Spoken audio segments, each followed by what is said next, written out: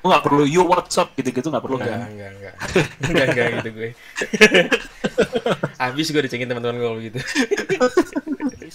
Karena gue tahu kalau misalnya gue jadi karyawan, gue pasti akan terbatas waktunya. Jadi gue dari mulai SMA begitu lulus, IP gue 0,8 tuh semester 1. IP gue 0,8, tapi apa yang gue lakukan? Gue lakukan adalah main RF plus bisnis. Jadi gue mulai bikin warung, mulai bikin usaha kecil-kecilan dah, warkop, apa. Pokoknya gue bisnis, terus udah selesai ngurusin warkop, gue main RF ke warnet, kayak gitu. Oke, halo Mas Dimas. Halo, Rikon. Apa kabar nih Mas? Baik. Akhirnya ini jadi Mas Dimas ini salah satu target ngolem gue yang banyak banget Mas yang minta sampai nge-DM. Serius banyak banget. Ada yang lain malah ngelain ke gue. Oh, iya. Ngolem sama Mas Dimas dong, ngolem sama Mas Dimas. Di DM juga banyak. Akhirnya jadi ini kejadian nih bisa ngolem sama Mas Dimas. Sehat ya Mas ya? Lu sehat alhamdulillah. Gue masih minder serius, gue kalau diajakin podcast gitu masih minder, maksudnya apalah gue di RF baru juga kok, baru main setahun setengah lagi setelah gue pensi waktu RF awal-awal. Tapi dibandingin kalian mah sampah lah. Sampah tuh caranya tuh paling GG sampah ya. Cara paling lengkap dibilang sampah ya. Masalahnya Ruci ini cara yang paling lengkap menurut gue sekarang ya. Kalau menurut gue ya. Iya sih. Soalnya Return udah paling GG, Staffos 4 ya kan. Terus 3D. Dagan kurang dagan doang kan? 3D BBL kurang dagan ya. Kurang dagan. Tinggal nunggu dagan doang. Apalagi Armor Dewan 2 set plus 4. Kurang apa lagi? Kalau rese sih armor rakyat kali plus 5 rata. Kalau rese ya. Cuman gue lagi pertimbangin, soalnya kalau gue Ruci kan bakal sering jadi dewan tuh, takutnya nggak kepake gitu. Jadi gue pikir udahlah di Katia aja lah kalau plus 5 rata proyeknya. Oh jadi kalau misalnya Ruci jadi dewan tuh lu malah jarang mainin ya? Lu bisa main Katia gitu ya, yang nggak dewan? Iya, tapi kayak minggu ini kan lagi nggak jadi rakyat nih. Nah gue sering main Ruci. Soalnya gue belum pernah main Mage sebenarnya. Oh gitu. Jadi baru di sini main Mage. Baru di sini. Dulu gue pernah bikin di RF apa ya? Mage juga Ruci, cuman nggak gue mainin Samsek. Bener-bener dimainin sama Doki gue. Karena gue dalam hati gue tahu Mage itu berguna buat bangsanya, berguna gitu loh. Oke. Sebelum lebih lanjut nih Mas, boleh memperkenalkan diri sedikit Mas? Oh boleh. Apa nih? Nama gue Dimas. Gue tinggal di Jakarta. Gue kerjanya di Jakarta, Singapura. Apalagi ya? Umur kepala 3 lah. Kepala 3 lah ya. Udah berkeluarga sama punya anak 1. Oke. Lagi sibuk apa sekarang Mas Dimas? Sekarang ya gimana ya, lagi prihatin sih sebenarnya kalau misalnya jujur ya. Gue prihatin banget sama kondisi dunia, mungkin bukan kondisi negara, bukan kondisi pribadi, cuma kondisi dunia sekarang lagi prihatin. Karena kan gue juga bisnisnya nggak di Indonesia doang kan. Nah ini ya sekarang lebih banyak survival mode sih untuk bisnis gue dan hampir semua sektor kok. Maksudnya gue dari yang jurusannya oil and gas, sama dari yang sampai yang startup aja yang tukang edit foto gambar itu pun juga suffer semuanya gitu. Dan sekarang ini gimana caranya untuk mempertahankan karyawan-karyawan sebisa mungkin, dan gimana caranya tetap dapat hidup yang layak lah walaupun mereka nggak bisa kerja gitu. Itu yang muter otak sih tiap hari, paling meeting 1-2, tapi kebanyakan masalah human resource mulu. Kalau dulu gue jarang banget touch masalah human resource, tapi sekarang jadi sering gitu, karena memang kendalanya di situ. Oke, gue akan bahas lebih dalam mungkin soal kehidupan realnya Mas Dimas. Cuma nanti di awal ini gue mau nanya dulu tentang RF dulu yang utama. Oh, tentang RF. Tentang RF ya. Kalau boleh tahu, Mas Dimas sejak kapan main RF? Gua waktu itu ingat banget, jadi yang pertama kali ngajakin gue main RF tuh abang gue ngajakin. Dulu gue rumahnya di daerah Bintaro, itu gue sampai berangkat ke warnet ke BSD. Ke BSD, sekalian gue belajar nyetir, sekalian gue ke BSD, gue ke warnet. Nah gue ke warnet main RF itu mungkin sekitar tahun 2000-an kali ya. 2003 apa? Gue SMP tuh umur berapa ya? Kayaknya sih 2007-an sih Mas. 2007-an ya? 2007. Oh ya 2006 gue masuk. Oh iya benar-benar 2007-an ya. 2007-an ya. Gue main dari RF45 loh, bukan dari RF50. 45? Awal-awal banget deh, awal-awal banget. Iya, awal-awal banget ya. Bukan 45 ya? 50. pokoknya mentok itu VC lah, mentok mapnya. Iya, 50 cuman VC. 50 itu ya. Iya. Iya. Tuh, Sebelum Red Army loh, tapi kan sebelum Red Army itu ada loh. ada. Ya Itu yang masih 50 itu ya. 50. Oh ya itu RF Itu itu. zaman gue SMP kelas 1, Mas. SMP kelas 1. Lo apa? Gue 88 gua. Gua 88. 88. Itu? Beda 6 tahun, Mas. Udah Gue 6 tahun. 95. Oh, 95. Iya. Oh, masih berarti lu masih 3 kecil lah ya. Iya. Kecil ya. Masih muda lah. Ya. Di sektor industri gue masih muda banget. Gue tergolong ya susah sih maksudnya. Tapi kalau di ref gue tua lah jatuhnya. Jadi main peran nih gue nih kalau di ref gue di orang tua, kalau di kantor gue jatuhnya anak. Tapi RF banyak juga loh Mas yang udah berumur banget. Tapi jarang yang masih main kayak gue kan. Iya, yang sampai gini banget sih jarang memang. Oke.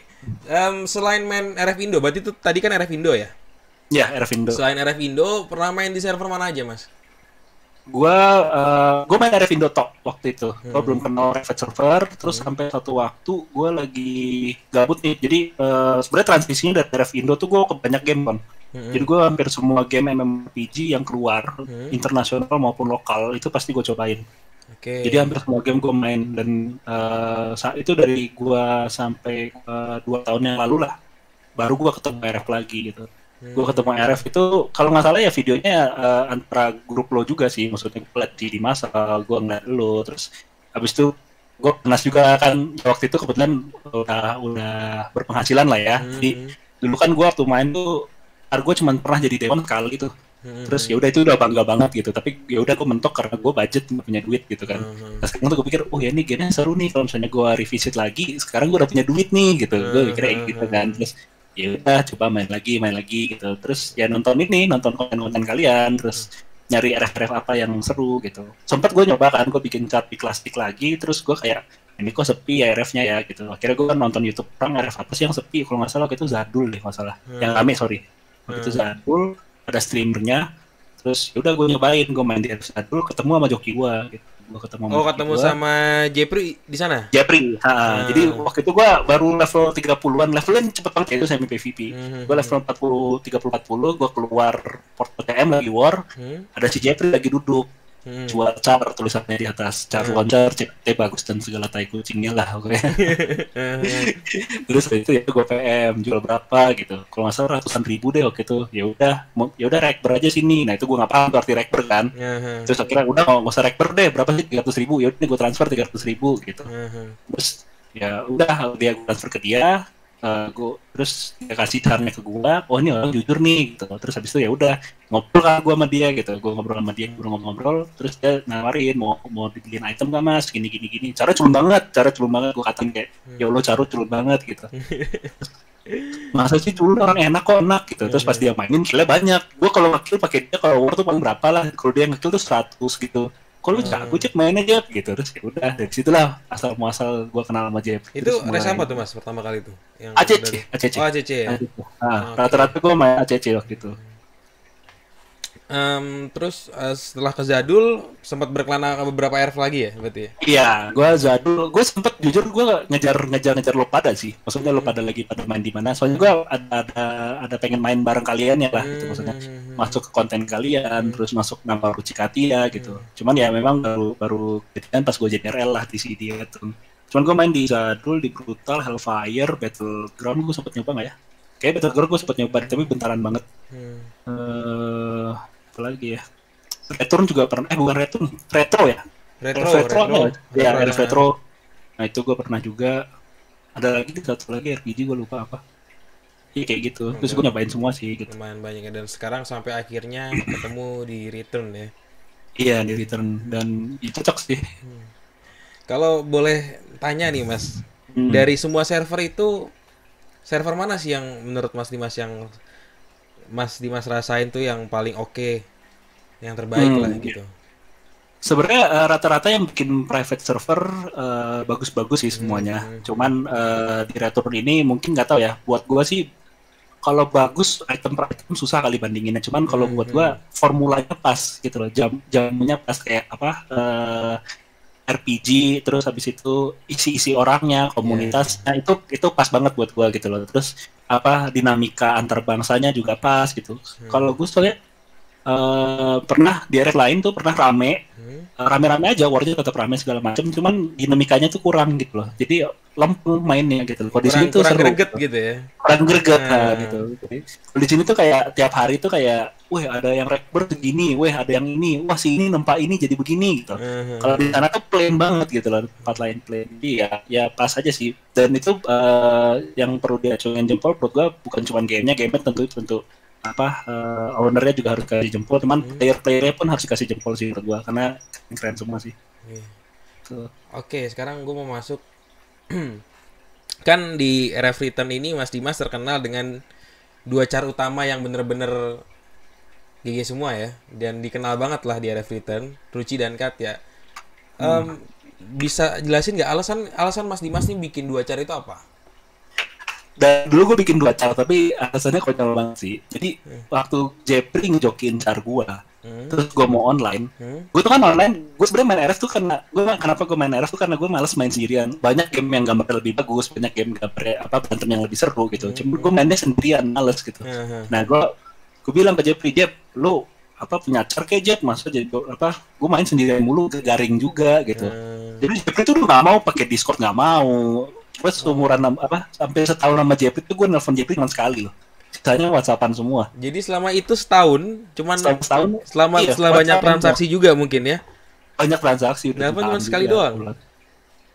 Nelfon, dan itu pun waktu dia bikin rekening bank kalau nggak salah. Jepri baru lulus SMA waktu itu. Oke.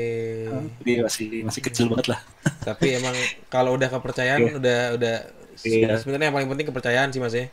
Iya, sih ya. itu tapi gue bisa bilang gue pernah bilang sih ke Jeffrey, hidup lo tuh berubah 180 derajat waktu gue kasih duit buat beli char, terus lu nggak nipu gue. Kalau waktu itu dia nipu gue itu berubah sama sekali tuh kehidupannya sampai sekarang ya. Iya benar. Oh iya berubah. Jadi ya, maksudnya buat yang nonton mungkin itu juga bagus juga, pelajaran yang menarik, maksudnya dari satu kesempatan lu nggak sia-siakan tuh lu bisa berubah. Kan nggak ada yang tahu kan kalau ternyata dia ketemunya gua gitu loh, terus gua orangnya ngayom gitulah. Gitu. Berarti emang dibikin 2 itu karena biar ada teman buat ngerusuh gitu mungkin ya. Iya, terus akhirnya gue bikin pertama selalu Ruci, terus akhirnya gue bikin Katya gitu. Dan Niki selalu itu terus ya Mas? Iya, Ruci Katya kalau bikin 2. Tapi mungkin kalau misalnya nanti gue mau ganti lah, kayak terlalu terkenal. Kenapa? Emang kalau terkenal kenapa Mas? Susah ya, gerakku susah ya. Gue juga orangnya nggak gila spotlight juga sih. Cuman ya biar refresh aja lah. Soalnya nanti gue dipatok terus nih yang namanya Ruci harus GG, harus GG. Kadang-kadang mungkin gue mau main santai juga. Tapi nggak tahu lah. Mungkin bisa jadi tetap Ruci Katya, mungkin bisa yang lain. Gitu. Terus nih pertanyaan tentang Ruci Katya lagi. Kalau dihitung-hitung nih udah habis berapa box return Mas? Ruci dan Katya. Box return kalau gua buka sendiri ya dulu mungkin nggak nyampe 100, cuma dekat-dekat situlah. Untuk 2 char itu? Untuk 2 char itu. Karena gue pernah buka sekali 20, sekali 10 kayak gitu sih. Oke. Tapi kalau kata Maung gue bukanya nggak seru, katanya gue nonton live-nya Maung. Katanya, buka tuh jangan lempeng gitu, harus dibikin tegang katanya gitu kata Maung. Iya. Termasuk gue tuh Mas, gue mungkin tipikal sama kayak lu kan, asal aja udah nempat dak. Kita diledekin terus sama Maung emang. Tapi emang bener sih, maksudnya emang dramanya Maung itu nyari dapat penonton jadinya bener sih. Dengan dia buka, mungkin dia nggak tegang sih, film gue juga dia nggak tegang sih, udah buka berapa box masa ya mas pegang gitu kan. Cuman pengen bikin penontonnya dia agak tegangnya aja gitu ya. Terus sekarang kan Ruci udah pakai Staffus 4. Katya pakai Spear Spear 4 sama Firearm ya. Sama NX juga baru tuh. Sama? NX. Oke. Target selanjutnya untuk equip Ruci Katya yang belum kesampaian tuh apa Mas? Gue Ruci mungkin Dagan. Setelah itu sih kayaknya udah hampir selesai ya. Mungkin nanti gue kalau misalnya 3D udah banyak, mungkin gue mulai proyek 2 BBL 2 Rakmu. Jadi sementara gue mau ngalah dulu lah ke sultan-sultan core yang lain. biar gak kumpulin di gua gitu. Jadi biar orang lain juga ada kesempatan lah gitu. Itu pertama. Terus kalau buat Katya sih gua mungkin armor SS plus 5 sama pistol atau tombak plus 5 sih. Kalau tanya staff plus 5 mau nggak? Mau, tapi gue maunya beli. Gue nggak mau nempa sendiri. Kenapa? Karena gue ngerasa bersalah sih. Kalau gue nempa plus 4 tuh gue punya plus 4 nih staff. Terus gue tempa, terus pecah. Itu gue ngerasa bersalah sama koranya gitu loh. Ya, ini ada senjata bagus, senjata kuat. Terus habis itu gue malah ngilangin itu untuk memenuhi ini sih. Kalau nempa mah berani sih, maksud gue nempanya berani. Cuman gue kasihan sama bangsanya kalau gue pecahin gitu. Iya benar sih. Bener sih, kayak di waktu itu di ACC tuh return launcher plus 4 ada 3 sebenarnya kan. Sekarang sisa 2 karena waktu itu digas ke plus 5. Oh. Sekarang sisa 2 ya? Ada 2 ya? Ada 2 sekarang. Oh, oke. Ada 2. Yang nempa 2 Mas Heri, 1 saya, tapi memang punya barangnya Mas Heri semua. Kalau yang launcher itu saya tempain jadi 1, Mas Heri jadi 2. Cuman yang pas saya baru jadi plus 4 sama Mas Heri langsung disuruh gas plus 5, nggak pakai jeda tuh. Nggak pakai jeda. Iya. Langsung. Iya. Langsung hilang. Padahal kan sebenarnya berguna ya itu senjata ya kalau dipakai di bangsa gitu ya. Iya. Tapi nggak apa-apa. Maksudnya menurut gua launcher masih nggak apa-apa dibanding staff. Iya sih. Kenapa? Karena launcher itu lu pakai IH plus 6 pun udah kontribusi lu udah gede gitu. Iya, Tapi kalau lo staff itu jauh banget. Ya mungkin lu salah satu orang yang merasakan lah. Staff itu beda banget lah. Gue merhatiin tuh kan kalau misalnya lagi ngejaga TT, lagi ngejaga apa, kalau rucinya hilang itu tuh tembus ACC lewat, Berato lewat gitu loh. Iya, tapi kalau ada rucinya nggak lewat itu. Iya betul. Setuju. Gitu, Gue sebagai lawannya juga setuju dengan pernyataan ini tuh benar. Karena kalau Korra dan itu kedoktrin ke ACC juga sebenarnya. Ruci mati, ACC berani. Gitu ya. Iya, jadi kalau Ruci udah hilang nih, wah Ruci mati. Itu ACC maju berani. Kayak contoh lagi nabrak gitu, Ruci udah mati, itu jadi patokan ACC tuh, dan kedoktrin seperti itu. Tapi gila sih ACC sekarang nggak kuat gue nampungnya aja. Iya lagi agak rame aja sih sebenarnya. Iya. Dan mulai kompak kebetulan. Iya mulai kompak. Kompaknya sih dari dulu sih rame sih menurut gue. Cuma kompaknya sih nggak tahu. Nah terus dari selama ini main RF, pernah ketemu nggak lawan yang benar-benar kuat yang menurut Mas Dimas nih, wah ini lawan gue berat banget nih untuk ngalahin dia. Kayak contoh misalnya ada satu carnya GG kah, entah skill mainnya oke lah. Gimana ya? Kalau skill sih hampir semuanya sih gue beranggapan seperti itulah. Maksudnya semua player RF dibanding gue, menurut gue sih udah jago semua sih. Gitu. Tapi kalau misalnya item mungkin iya lebih GG daripada gue, tapi semata-mata karena gue nggak punya suara di bangsa gitu loh. Gue kan biasanya cuma jadi dewan-dewan doang gitu. Kayak waktu di sini gue niatin di RL itu buat gue pribadi ya. Mungkin buat Coki gue beda lah ceritanya. Cuman buat gue pribadi, gue mau gerakin bangsa gue untuk ngambil 3D. Gue udah beberapa kali RF, gue bisa ngambil 3D. Waktu itu gue pernah di Korra gue di ACC kok. Iya. Tuh, nah di situ 3D-nya dimakan sama lu semua kan. Nah gue udah teriak-teriak kayak ayo 3D, ayo kasih hadiah, kasih apa. Nggak gerak itu bangsanya gitu loh. Nah gue nggak mau mengulang kesalahan yang sama. Makanya waktu dari awal sampai sekarang gue main di turun gue pasti 3D gue gas duluan gitu. Karena buat gue itu ya itu udah paling penting lah maksudnya. Iya sih. Dan udah jadi apa ya? Sekalinya berhasil bikin bangsa 3D itu bakal terusan sih menurut gue. Jadi, iya betul. Gitu terus gitu bang, rakyatnya juga udah terbiasa. Tapi kalau pertanyaan lo tadi siapa yang menurut gue kuat ya pasti ya Keselak Nenen, ya pasti si Maung, ya pasti ya kalau sekarang mungkin si Virelis. Menurut gue sih ya itu lawan yang kuat gitu. Cuman ya untung aja sih di RF ini kebetulan gue item bagus gitu. Tapi dari dulu man cara itu nick itu memang kuat. Maksudnya itu dari semua overall RF yang pernah lo mainin? Iya, gue pernah ketemu Maung juga kan di RF yang brutal waktu itu kan juga caranya kuat ya. Gue berusaha ngalahin dia lah gitu. Untung aja dia nempa di tempat gue, nempa di ACC, jadi ya? Rare di plus 6. Ya udah kan jadi punya deh gue. Gitu. Nah kalau di return, tolong sebutin dong 3 car per race yang menurut lo GG dan susah dilawan. GG yang susah dilawan. Kalau ACC ya pasti Nenen lah kalau ACC. Soalnya emang paling sakit dari dulu sampai sekarang. Kalau di Queen sebenarnya gue belum banyak sih bersinggungan sama dari Queen. Cuman kalau Nenen udah lama kan dan udah apa? Udah sering jadi RL. Terus waktu dulu kan kita juga pertama kali ributnya kan zaman Nenen kan gitu. Jadi ya udah.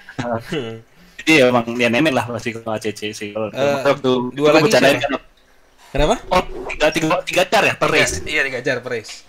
3 car per race. Ya kalau gue sih Nenen, Deki. Kalau sekarang terakhir itu satu lagi sebentar gue lupa yang Warrior. Bukan Ucla. Jawabnya Jawabnya Rexem. RXMD ya, bener Rexem ya. Vandalia. Apa Ucla ya? Bukan. Oh Vandalian ya. Vandalian sekarang GG. Iya, Vandalian susah itu. Gue pakai Ruci pun nggak tembus, ini susah. Alat harus dikeroyokin. Itu sekarang dia lengkap equipnya soalnya.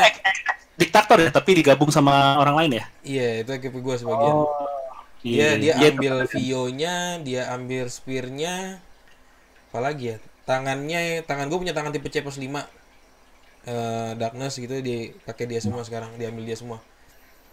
Oke, jadi tadi Nenen, Deki sama Vandalian ya. Kalau di Bellato? Kalau di Bellato gua Maung, Ludwig sama Milem. Bukan Virus baru-baru ini ya. Virus baru-baru ini. Tapi kenapa Milem? Waktu itu gue main Advent dan itu yang paling ngeselin Bang Milem dari dulu. Dia selalu ngincer. Dia kan dulu main Berserker ya sebelum Spira gue tarik tuh. Nah, itu gua pokoknya dihajar terus sama dia gitu. Dan kalau lagi rusuh Athena bareng-bareng itu susah tuh di manage tuh antara Ludwig sama Milemnya agak susah di manage. Tapi nggak tahu kenapa pas dia sekarang jadi mage malah relatif lebih enak gua ngelawannya. Iya benar. Gitu. Tapi pas jadi warrior tuh agak susah, mau dipukul salah nggak dipukul salah gitu. Nah itu yang gue pengen lakukan dengan adanya Ruci Katia sih sebenarnya. Ruci kalau berdiri sendiri itu juga gampang. Tapi kalau ada Ruci sama Katia itu agak susah tuh megangin dua-duanya tuh. Belum lagi ada tukang purgenya, ada yang lainnya gitu kan. Oke, kalau di Korra? Kalau di Korra, gua VBP yang pasti. Selain VBP, gua sekarang di Lighter sama Inanna. Di Lighter sama, iya sih. Gue juga di Lighter sama Inanna. Itu nggak ada obat sih itu. Di Lighter tuh staffnya berapa ya mas? Plus 4. Oh pantas, oke. Di Korra ada 2 sekarang plus 4-nya staffnya. Itu gua iya di Lecter bener tuh. Selain Ruci ya di Lecter menurut gue mage yang agak berat dilawan. Lecter. Oke. Kalau seorang Ruci itu punya cari idola nggak sih? Maksudnya dulu mungkin zaman dulu atau sekarang itu? Gua zaman dulu sih si Prince. Dulu gue RL-nya 666 Prince. 66 Prince. Itu Nanda ya, apa namanya ya, Nanda. Gue masih kecil banget. Nah itu keren banget sih buat gue kayak, ke depan mati nggak dipukul-pukulin. Lu percaya nggak kon kalau gue cerita? Dulu gue tuh waktu masih, gue kayaknya SMP apa SMA sih gue lupa deh. 2006 itu pokoknya. Prince berarti lu harusnya. Gue cek dulu nih, RF tuh pertama kali tahun berapa sih? RF Indonesia pertama itu 2007. 2007 ya? Masa 2007 sih 2003 gue masuk. Berarti SMA ya gue ya? Ya SMA. Pokoknya gue belum 18 tahun deh, apa baru-baru awal-awal 18 tahun nih masalah. Nah pokoknya gue ketemu ngeliat si Nanda keren banget gitu. Gue sampai atau... Oh enggak. Kalau dia caranya, dia kalau lagi mimpin bangsa segala macam.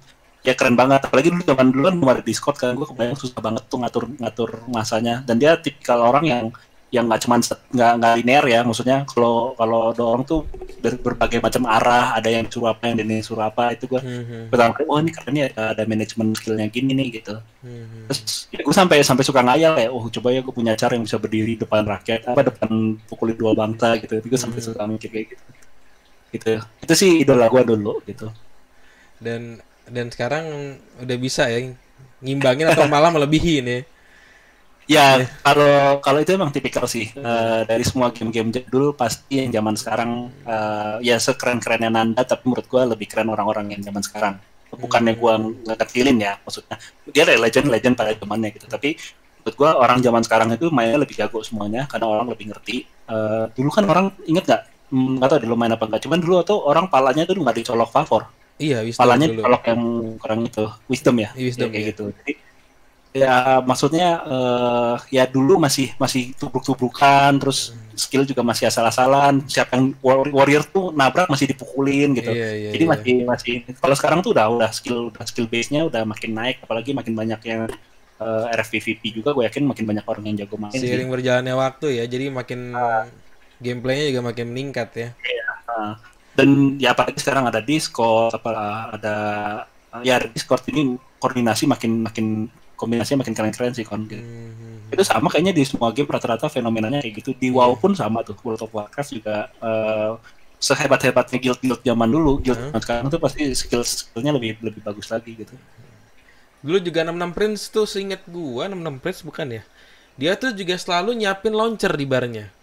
Seinget gue. Iya kan? iya. Ya kan? Jadi kalau ada bocil, hah?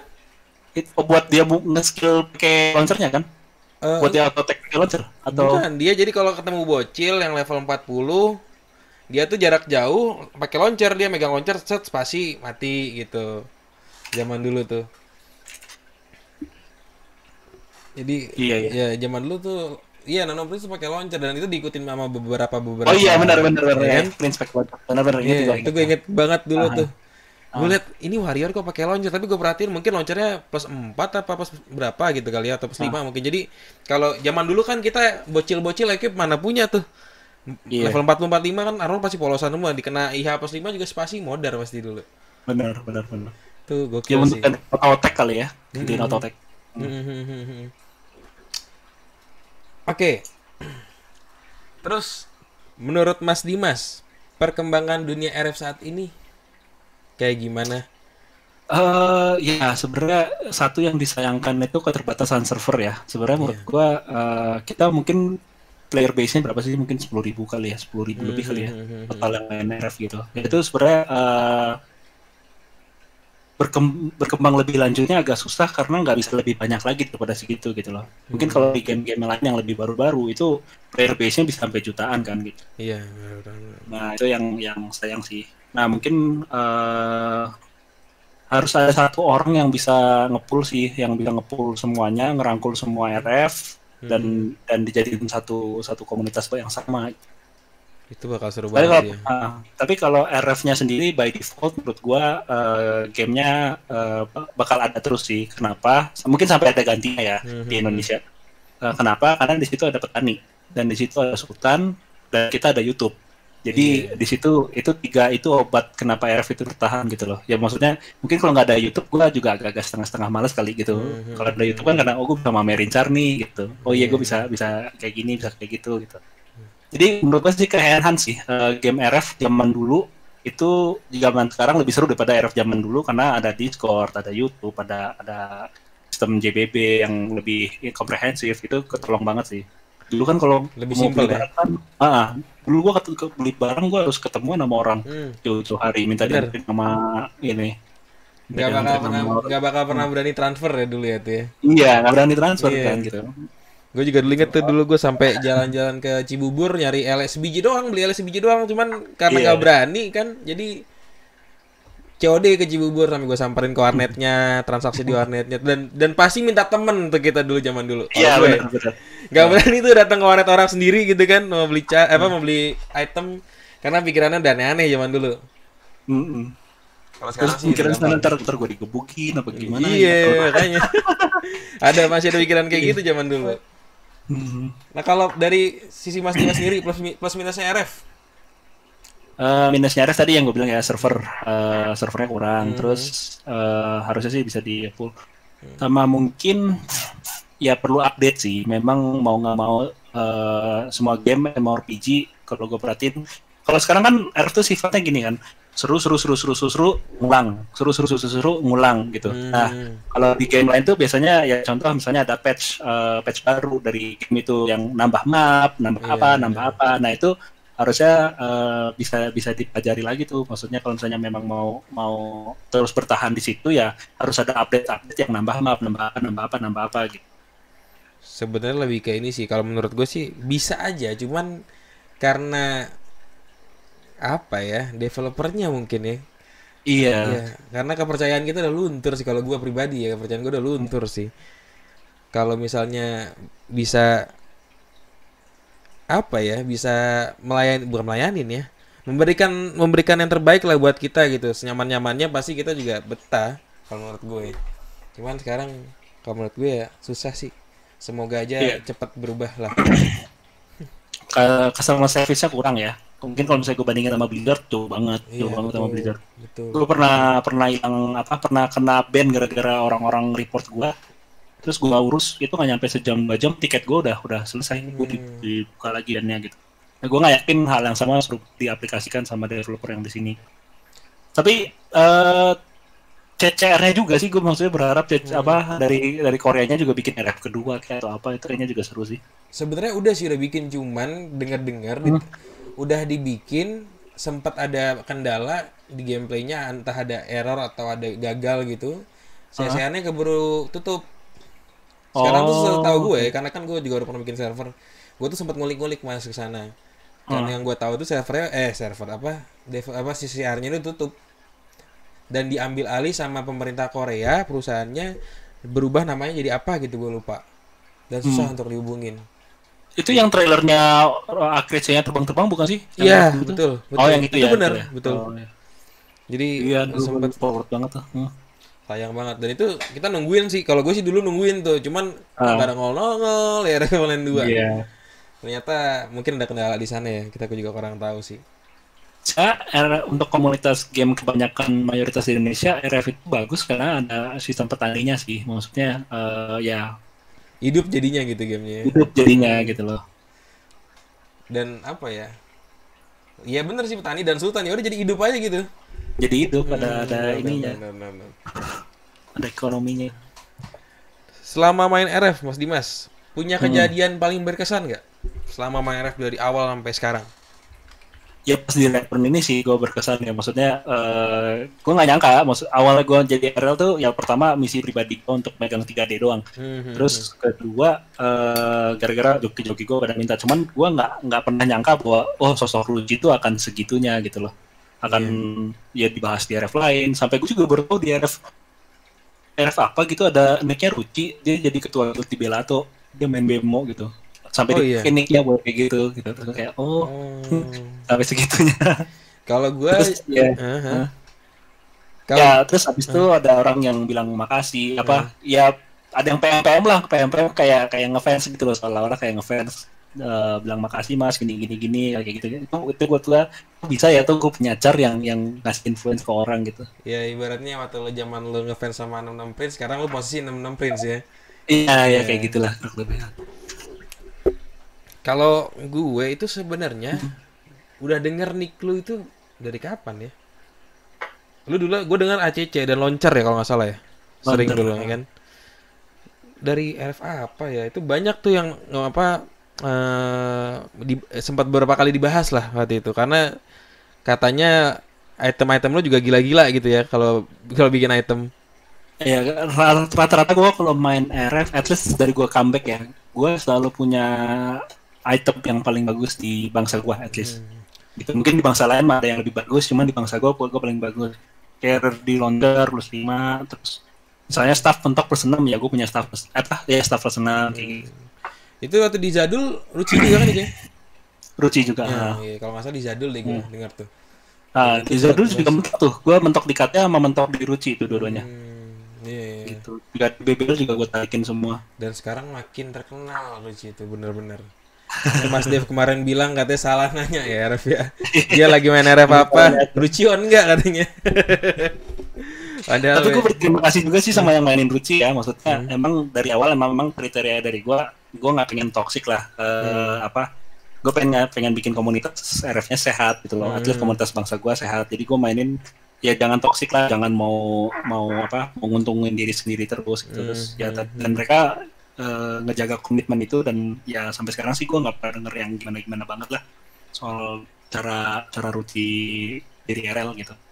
Iya sih bener sih, itu bakal bakal sangat dihargain kalau kayak gitu sama rakyatnya, dan pasti rakyatnya nurut kalau sama era yang kayak gitu menurut gue.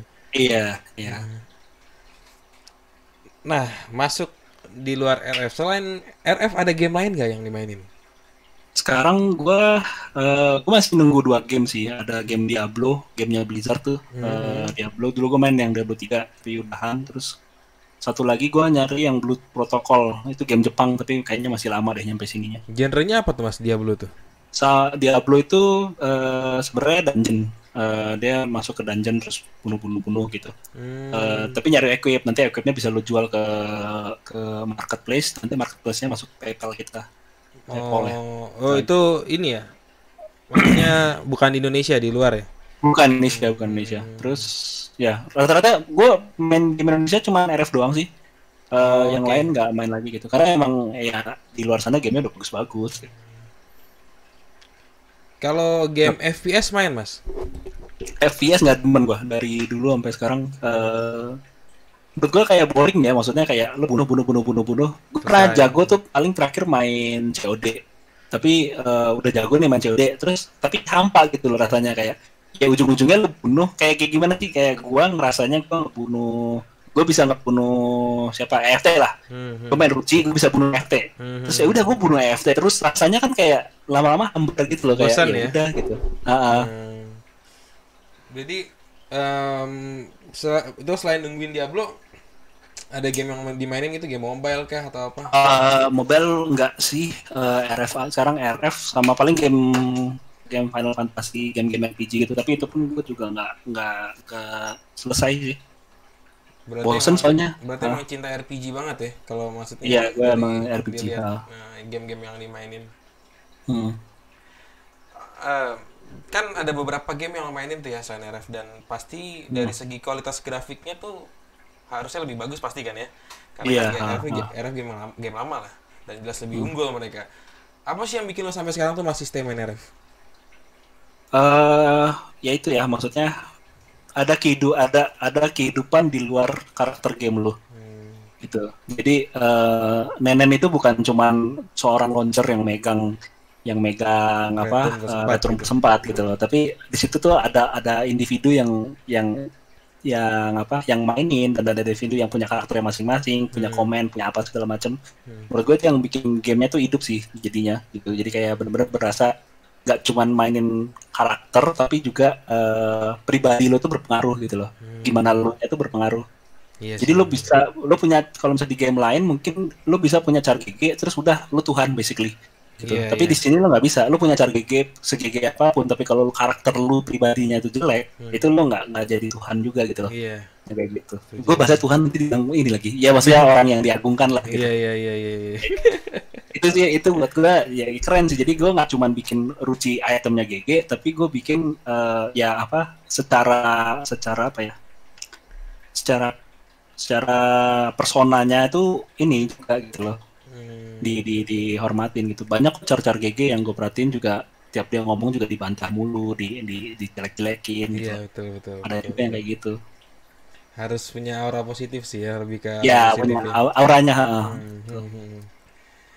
Nah, terus sekarang kan yang seperti yang kita tahu juga lo suka nge-live juga tuh, Mas. Apa yang bikin lo tertarik bikin channel YouTube, Mas? Gue bikin channel YouTube nggak apa-apa sih, maksudnya gue ngerasa gue di posisi gue bisa sharing ke orang gitu. Jadi mungkin orang sama ini apa banyak yang nggak tahu tentang RF, banyak yang nggak tahu juga tentang semua di luar RF gitu. Gue ngerasa kayak oh iya, gue mungkin orang yang cukup bagus lah untuk bisa share sisi itu gitu loh. Kan saya kan mungkin kalau misalnya gue ngeliat konten-konten orang, mungkin banyak yang lebih ke apa giginya cara gue gitu. Nah, gue coba ngisi lubang gimana sih caranya bisa GG, gimana caranya supaya, jadi karena gue tahu maksudnya seorang recon itu nggak akan jadi seorang recon cuman mutlak karena itemnya doang, tapi karena gimana cara dia berinteraksi dengan teman-temannya, gimana cara dia bawa orang-orang di Discord. Makanya kalau lo perhatiin live gue selalu ada Discordnya kan. Gue cuma pengen ngasih lihat bahwa di balik item GG itu tuh ada koordinasi yang susah, yang perlu, mungkin kayak tadi gue live 3G itu koordinasinya kayak gimana segala macam. Nah itu yang pengen gue tonjolin sebenarnya, makanya gue nggak pernah, mungkin kalau live orang kebanyakan Discordnya dikecilin, kalau gue malah orang lain harus denger interaksi, ada konflik apa, bagaimana cara kita manage-nya, itu justru gue pengen nonjolin sisi itunya sih. Iya, jadi nunjukin juga sih ya. Di RF lu punya uang banyak, lu punya cara GG, tapi kalau lu nggak punya teman-teman juga yang Iya. bisa support Iya. lu gitu ya, dan Hmm. nggak bisa, misalnya nggak bisa mimpin juga, ya susah juga ya sebenarnya ya. Iya, benar. Oke, terus rencana kedepannya untuk channel YouTube-nya Mas? Kira-kira ada yang mau dibikin apa gitu, konten apa? Mukbang Sebenarnya gue tuh mungkin? pengen banget joki-joki gue tuh jadi YouTuber gitu, gue pengen banget gitu. Cuman mungkin belum sampai di titik itu sekarang. Cuman gue masih nge-push terus sih. Gue tuh pengen punya channel YouTube yang main RF 24 jam. Jadi cara gue dimainin 24 jam itu bener-bener terus. Jadi si lagi ngapain sih gitu. Nah itu ada terus. Nah gue pengen tuh kayak gitu. Nanti gue ya pakai sistem gaji atau apalah gitu. Tapi channel itu isinya Ruci atau KT 24 jam. Tuh. Cuman ya masih going lah gitu. Dan gue juga nyari orangnya juga untuk bisa kayak gitu. Set, tuh gokil sih kalau sampai 24 jam live. Ganti-gantian tapi ya, nggak satu Iya, orang doang gantian kan. pasti gantian. Bentar ya guys, gantian nih yang mainin sekarang siapa gitu. Terus ya udah. Terus nanti mungkin sosok-sosok yang menarik. Syukur kalau misalnya dapat joki perempuan juga yang jadi menarik juga gitu loh. Iya, benar-benar. Kayak gitu. Ya tujuan akhirnya apa sih, biar orang ningkatin awareness soal game RF sebenarnya. Maksudnya menurut gua agak mustahil orang bisa nggak suka main RF sih kalau misalnya udah kena ininya. Maksud apa yang bisa nggak disukain sih? Lu mau nyari duit bisa, lu mau perang bisa gitu, lu mau ngongko-ngongko sama temen lu bisa, lu mau judi bisa gitu loh. Nggak ada ininya. Ya paling kendalanya cuman gambarnya kurang bagus, ya udah gitu. Tapi lebih daripada itu sebenarnya lu bisa buat gamenya itu asik apa enggaknya RF itu bisa ada di tangan lu sebenarnya. Iya, Karena lu bisa buat itu jadi seru gitu. tergantung kita sendiri juga sih sebenarnya. Iya. Nah, masuk ke real life-nya Mas Dimas sekarang. Nah, ini yang berat nih pertanyaannya. Saya yang nanyanya berat nih, agak gak enak. Cuman kayaknya harus ditanya. Kepo juga soalnya. Kalau Mas Dimas sendiri kegiatannya sehari-hari apa nih Mas? Kalau gua masih ke kantor. Gua ke kantor ya relatif jam 9, jam 10 lah, jam 10 sampai jam 5 lah gua di kantor. Dan kantor gua tuh kadang di Singapura, kadang di Jakarta. Gua ada 2 kantor. Tapi gua semenjak tahun ini gua di Jakarta. Kebanyakan di Jakarta karena masalah work permit sih gitu. Karena gua ada di Singapura tuh lagi ada pemilu, terus kayaknya makin diketatin tuh biar terima pegawai dari luar gitu. Oke. Nah, gitu. Jadi gue banyak di Jakarta, tapi dari waktu-waktu gue ke Singapura. Nah, terus kalau Sabtu Minggu gue biasanya gue meeting di luar urusan kantor utama gue. Gitu. Misalnya kayak gue punya restoran, gue punya apa. Nah itu gue alokasikan waktunya di Sabtu Minggu. Oke. Jadi sebenarnya gue basically full sih. Kalau di kondisi normal corona tuh gue nggak mungkin bisa kayak gini lah gitu. Basically full. Cuman kalau sekarang sih jadi agak longgar karena rata-rata semuanya by phone dan cepet-cepet ya, maksudnya kalau meeting. Oke. Nah, terus berarti kan Mas Dimas ini basicnya pengusaha berarti ya? Ya bisa dibilang gitu. Pengusaha ya. Mulai bikin usaha sendiri dari kapan Mas? Gua mulai bikin usaha sendiri dari kuliah. Gue dari SMA tuh udah bilang gue mau punya gelar MBA, Master of Business Administration. Terus gue mau jadi pebisnis. Kenapa gue mau jadi pebisnis? Curhat dikit nggak apa-apa kan? Nggak apa-apa.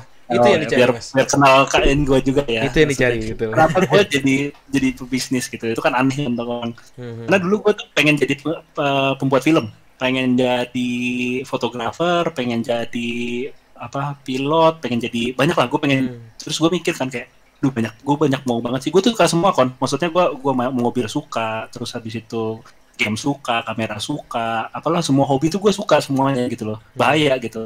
Mainan suka. Gue punya koleksi ini juga. Itu di belakang ada koleksi action figure juga suka. Komik suka, anime suka, pokoknya film suka. Jadi suka semua, musik suka gitu. Jadi bermasalah nih gue tuh hidup tuh penuh dengan gairah yang nggak terlampiaskan. Terus akhirnya gue motong kayak udah deh gue fix gue harus jadi orang kaya gitu loh. Nah dari situlah gue mulai kayak oke, gue mau sekolah bisnis, gue pengen bisa punya bisnis karena gue tahu kalau misalnya gue jadi karyawan gue pasti akan terbatas waktunya. Jadi gue dari mulai SMA begitu lulus IP gue 0,8 tuh semester 1, IP gue 0,8, tapi apa yang gue lakukan adalah main RF plus bisnis. Jadi gue mulai bikin warung, mulai bikin usaha kecil-kecilan dah, warkop, apa, pokoknya gue bisnis, terus udah selesai ngurusin warkop, gue main RF ke warnet, kayak gitu. Nah itu yang membuat gue, kenapa gue ngambil apa jadi pengusaha tuh karena itu, karena gue pengen jadi orang kaya gitu. Tapi dulu kuliahnya jurusan Ekonomi. Dari awal gue udah nge-set tuh, orang tua Oke. gue udah pengen gue masuk ke jurusan IPA terus masuk ke teknik segala macam, tapi gue bilang enggak, gue mau ekonomi, gue mau jadi pebisnis gitu. Jadi dari awal abang gue sama adek gue dulu sempet dari merekanya pengen masuk IPA, cuman nanti bisa apa nggak bisanya tuh belakangan berubah mereka di tengah jalan gitu. Tapi kalau gue dari awal gue udah debat gitu, gue bilang gue mau ekonomi, gue mau jadi pebisnis gitu. Dan kebetulan orang tua gue dua-duanya karyawan, jadi gimana gitu dengarnya waktu itu. Jadi surprisingly nggak setuju gitu. Gue ingat gue pernah diomelin gara-gara kamu kok uangnya malah dipakai buat uang jajan kamu, kok malah dipakai buat bisnis gitu loh.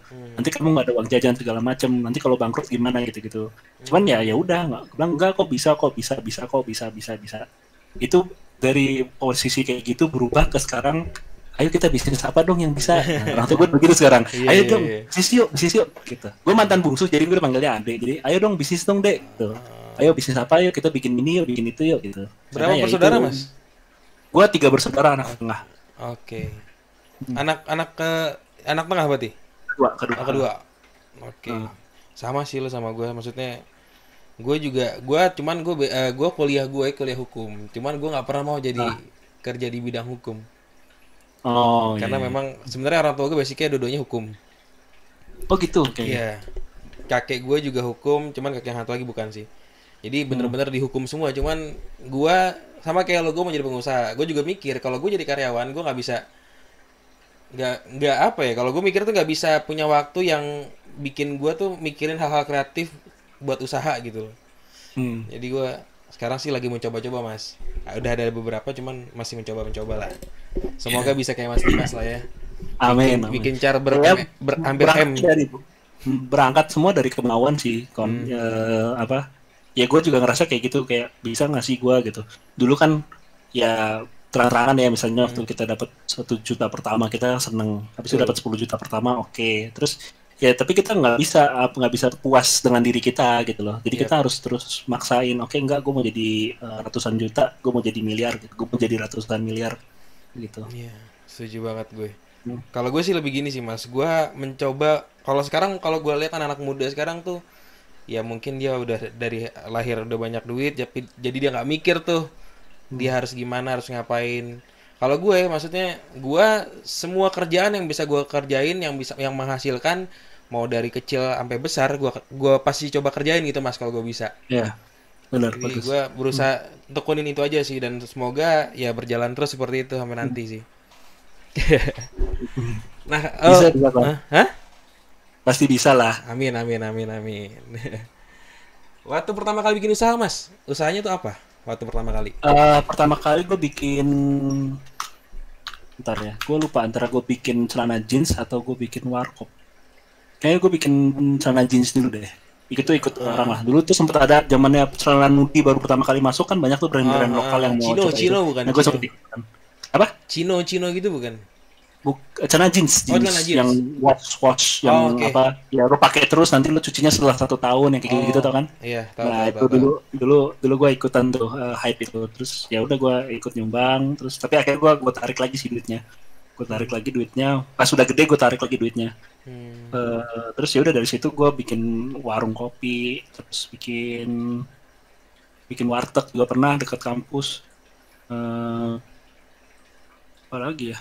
Ya begitu sih. Ya dari situ gue mulai ngerintis. Tapi ya itu gue selalu bilang ke teman-teman gue juga, maksudnya ya kan banyak yang ikut apa, pengen mau dong dim gitu. Cuman banyak yang patah asa ketika mereka bisnisnya gagal gitu. Sedangkan gue dari semua bisnis yang tadi gue sebutin itu gagal semua kon. Gagal itu semua. Itu gagal semua, rugi semua gitu. Apa yang bikin Jadi lu apa yang bikin lu waktu itu gagal tapi tetap terus nggak karena gue punya capek-capek gitu? filosofi sendiri sih ya. Hmm. Maksudnya menurut gue parameter sukses itu bukan seberapa banyak lo punya gitu loh. Hmm. Menurut gue orang yang hebat bukan parameter sukses. Orang yang hebat itu bukan orang yang berhasil menurut gue. Hmm. Orang yang hebat itu orang yang setelah jatuh berkali-kali dia bangun lagi gitu. Oke. Gitu. Itu filosofi gue maksudnya sama lah kayak gini. Menurut gue lebih terhormat orang yang biasa minum terus berhenti minum daripada orang yang nggak pernah minum sama sekali. Menurut gue tuh nilai dia tidak minumnya tuh lebih tinggi gitu loh. Nah lu Hmm. berhasil dari awal lu cuma merem terus bangun terus tiba-tiba lu punya banyak uang, itu nilainya kecil banget dibandingin lu udah gagal beribu-ribu kali terus lu berhasil. Itu menurut gue ini sama lah kayak lu nempa lah, simpelnya analoginya. Hmm. Lu nempa staff sekali masuk ya lu nggak hebat gitu, Hmm. tapi kalau udah nempa 10 kali terus lu nempa staff masuk itu hebat menurut gue gitu loh, karena itu orang rasa gigihnya itu yang menurut gue penting sih. Iya. Oke, ini banyak nih pelajaran yang bisa diambil nih buat penonton nih. Kalau sekarang usahanya apa aja, Mas? Sekarang sekarang. Sekarang multisektor sih, ya, maksudnya apa yang asik biasanya ada yang pitch ke gua kayak Dim, gua mau dong kayak gini. Kadang-kadang pakai duit gua, kadang-kadang gua fasilitasi. Cuman ya pasti ada sektor energinya, gua ada tambang, nggak bukan tambang lah ya, pokoknya gua jual beli batu bara, Hmm. terus gua juga jual beli minyak sama gas gitu itu ada. Hmm. Terus kalau yang kecil-kecilnya sih nggak kecil ya, maksudnya yang lainnya sih gue restoran ada dua, ada restoran di Bali sama di Jakarta. Lo kalau di Jakarta kalau ke Jaksel itu aja tuh cobain bakmi pecun namanya. Bami Pecun, wah Nah, boleh itu tuh. Gua nggak punya kalau kontak lu sih, susah. Karena kontak lu oh iya susah ya, banget dicari, ya kan? oh, iya. Karena gue tahu Sebenarnya lu gue nggak punya, pernah mau share kontak lu ke siapapun. Biar, iya benar. ya kan? Iya, Nanti tapi boleh lah, ntar di gua cari-cari lah. iya, iya. Terus. Gue via Discord sih kebanyakan sama anak-anak RF. Hmm. Apa ya itu restoran, terus gue baru lagi mau bikin hotel juga di Hotel Batu, hotel Batu lagi mau mana? Malang. Batu Malang. Oke. Sama gue udah baru baru jadi nih restoran nih kawan, cerita sedikit nih. Gue Yang mana baru nih? jadi Yang di restoran. luar yang dua tadi? Di luar yang kedua tadi gue baru Ah, jadi restoran, bukan restoran sih, kayak semacam bar gitu. waduh, boleh eh tuh. tapi di Batu, karena waktu itu Hmm. gue kenapa bikin itu karena waktu gue ke Batu gue nyari kan makanan yang enak mana ya, Hmm. bukannya gue ngejelekin Batu ya, cuman nggak ada yang enak, bahkan Hmm. orang Batunya sendiri pun bilang ya makanan kayak gini-gini aja mas gitu. Nah gue pengen, Hmm. oke, gue pengen bawa Bali ke Batu gitu loh, kualitas Bali, makanan-makanan di Bali itu gue pengen bawa ke Batu Hmm. gitu. Nah akhirnya gue bikin restoran lah di sana dengan orang pemerintah daerah setempat juga gitu, dibantuin. Dan mereka Hmm. soalnya support banget tuh kalau ada yang investor-investor mau bikin batu yang lebih bagus lagi ini. Nah udah jadi nih restorannya, tapi karena lagi corona gini kita nggak berani buka, Ke pending berarti ya. pending. Jadi Hmm. bangunannya udah jadi, restorannya plek-plekan tinggal duduk doang gitu. Itu Banyak lebih ke bar tapi Mas, bukan ke makanan kebar doang. sih ya, cuman ada makanannya tuh campur lah ya, standar hotel lah mungkin menunya Oke. gitu. Wah, gokil sih nih. Udah kemana-mana bidang usahanya ya. Iya, cuman kalau misalnya ditanya banyaknya dari mana sih, sebenarnya gue lebih banyak dari luar bisnisnya sih, kayak ada trading beras gitu-gitu juga banyak kan di luar sih. Makanya gue juga rupiah juga nggak terlalu banyak sebenarnya Oke. gitu. Nah, gue mau nanya sedikit nih, menarik. Hmm. Em, usaha di bidang kayak tambang kayak gitu kan nggak semua orang bisa tuh Mas ya. Hmm. Punya apa ya? Bisa share sedikit nggak? Mungkin yang bisa di-share aja gitu, tips atau Hmm. triknya gitu. Lu bisa sampai usaha tambang kayak gitu. Entah Ya banyak linknya orang atau yang gimana gitu. bilang networking. Jadi Hmm. gua kenapa bisa nyangkut ke tambang Hmm. batu bara ya, misalnya gua ngomongin batu bara Ya. mungkin yang paling dapat dipahami orang Indonesia. Hmm. Gue bisa nyangkut ke batu bara itu karena gua kan orang Pelen. Jadi gue Oke. kenal sama orang Pelen, tapi percaya nggak percaya gue kenal sama orang Pelen bukan dari apa-apa, dari gue main yang lain gitu. Misalnya gue lagi nongkrong di mana, terus ketemu, terus ngobrol-ngobrol, itu dari situ gitu. Yep. Nah terus tapi menurut gue bukan di situ aja gitu loh.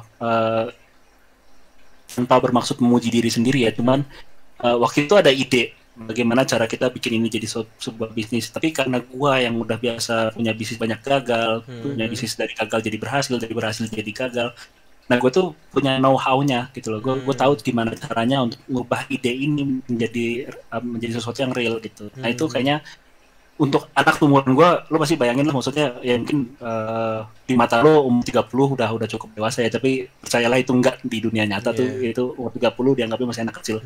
Untuk anak, apalagi waktu itu gue mulainya umur 28-an kali. Nah itu dianggap sebelah mata. Nah lo tuh harus terus meyakinkan diri lo sendiri bahwa oke, ini caranya, lo harus bisa meyakinkan orang, lo harus bisa persuade orang segala macam. Gue tuh sampai minjem duit sana sini buat nunjukin bahwa seolah-olah gue tuh punya modal, ngerti nggak? Ngerti. Gue punya modal, ayo nih gue berani nih masuk ke bisnis sebesar ini sama lo gitu. Sosok kaya lah, pura-pura sultan lah kasarnya. Kayak gitu.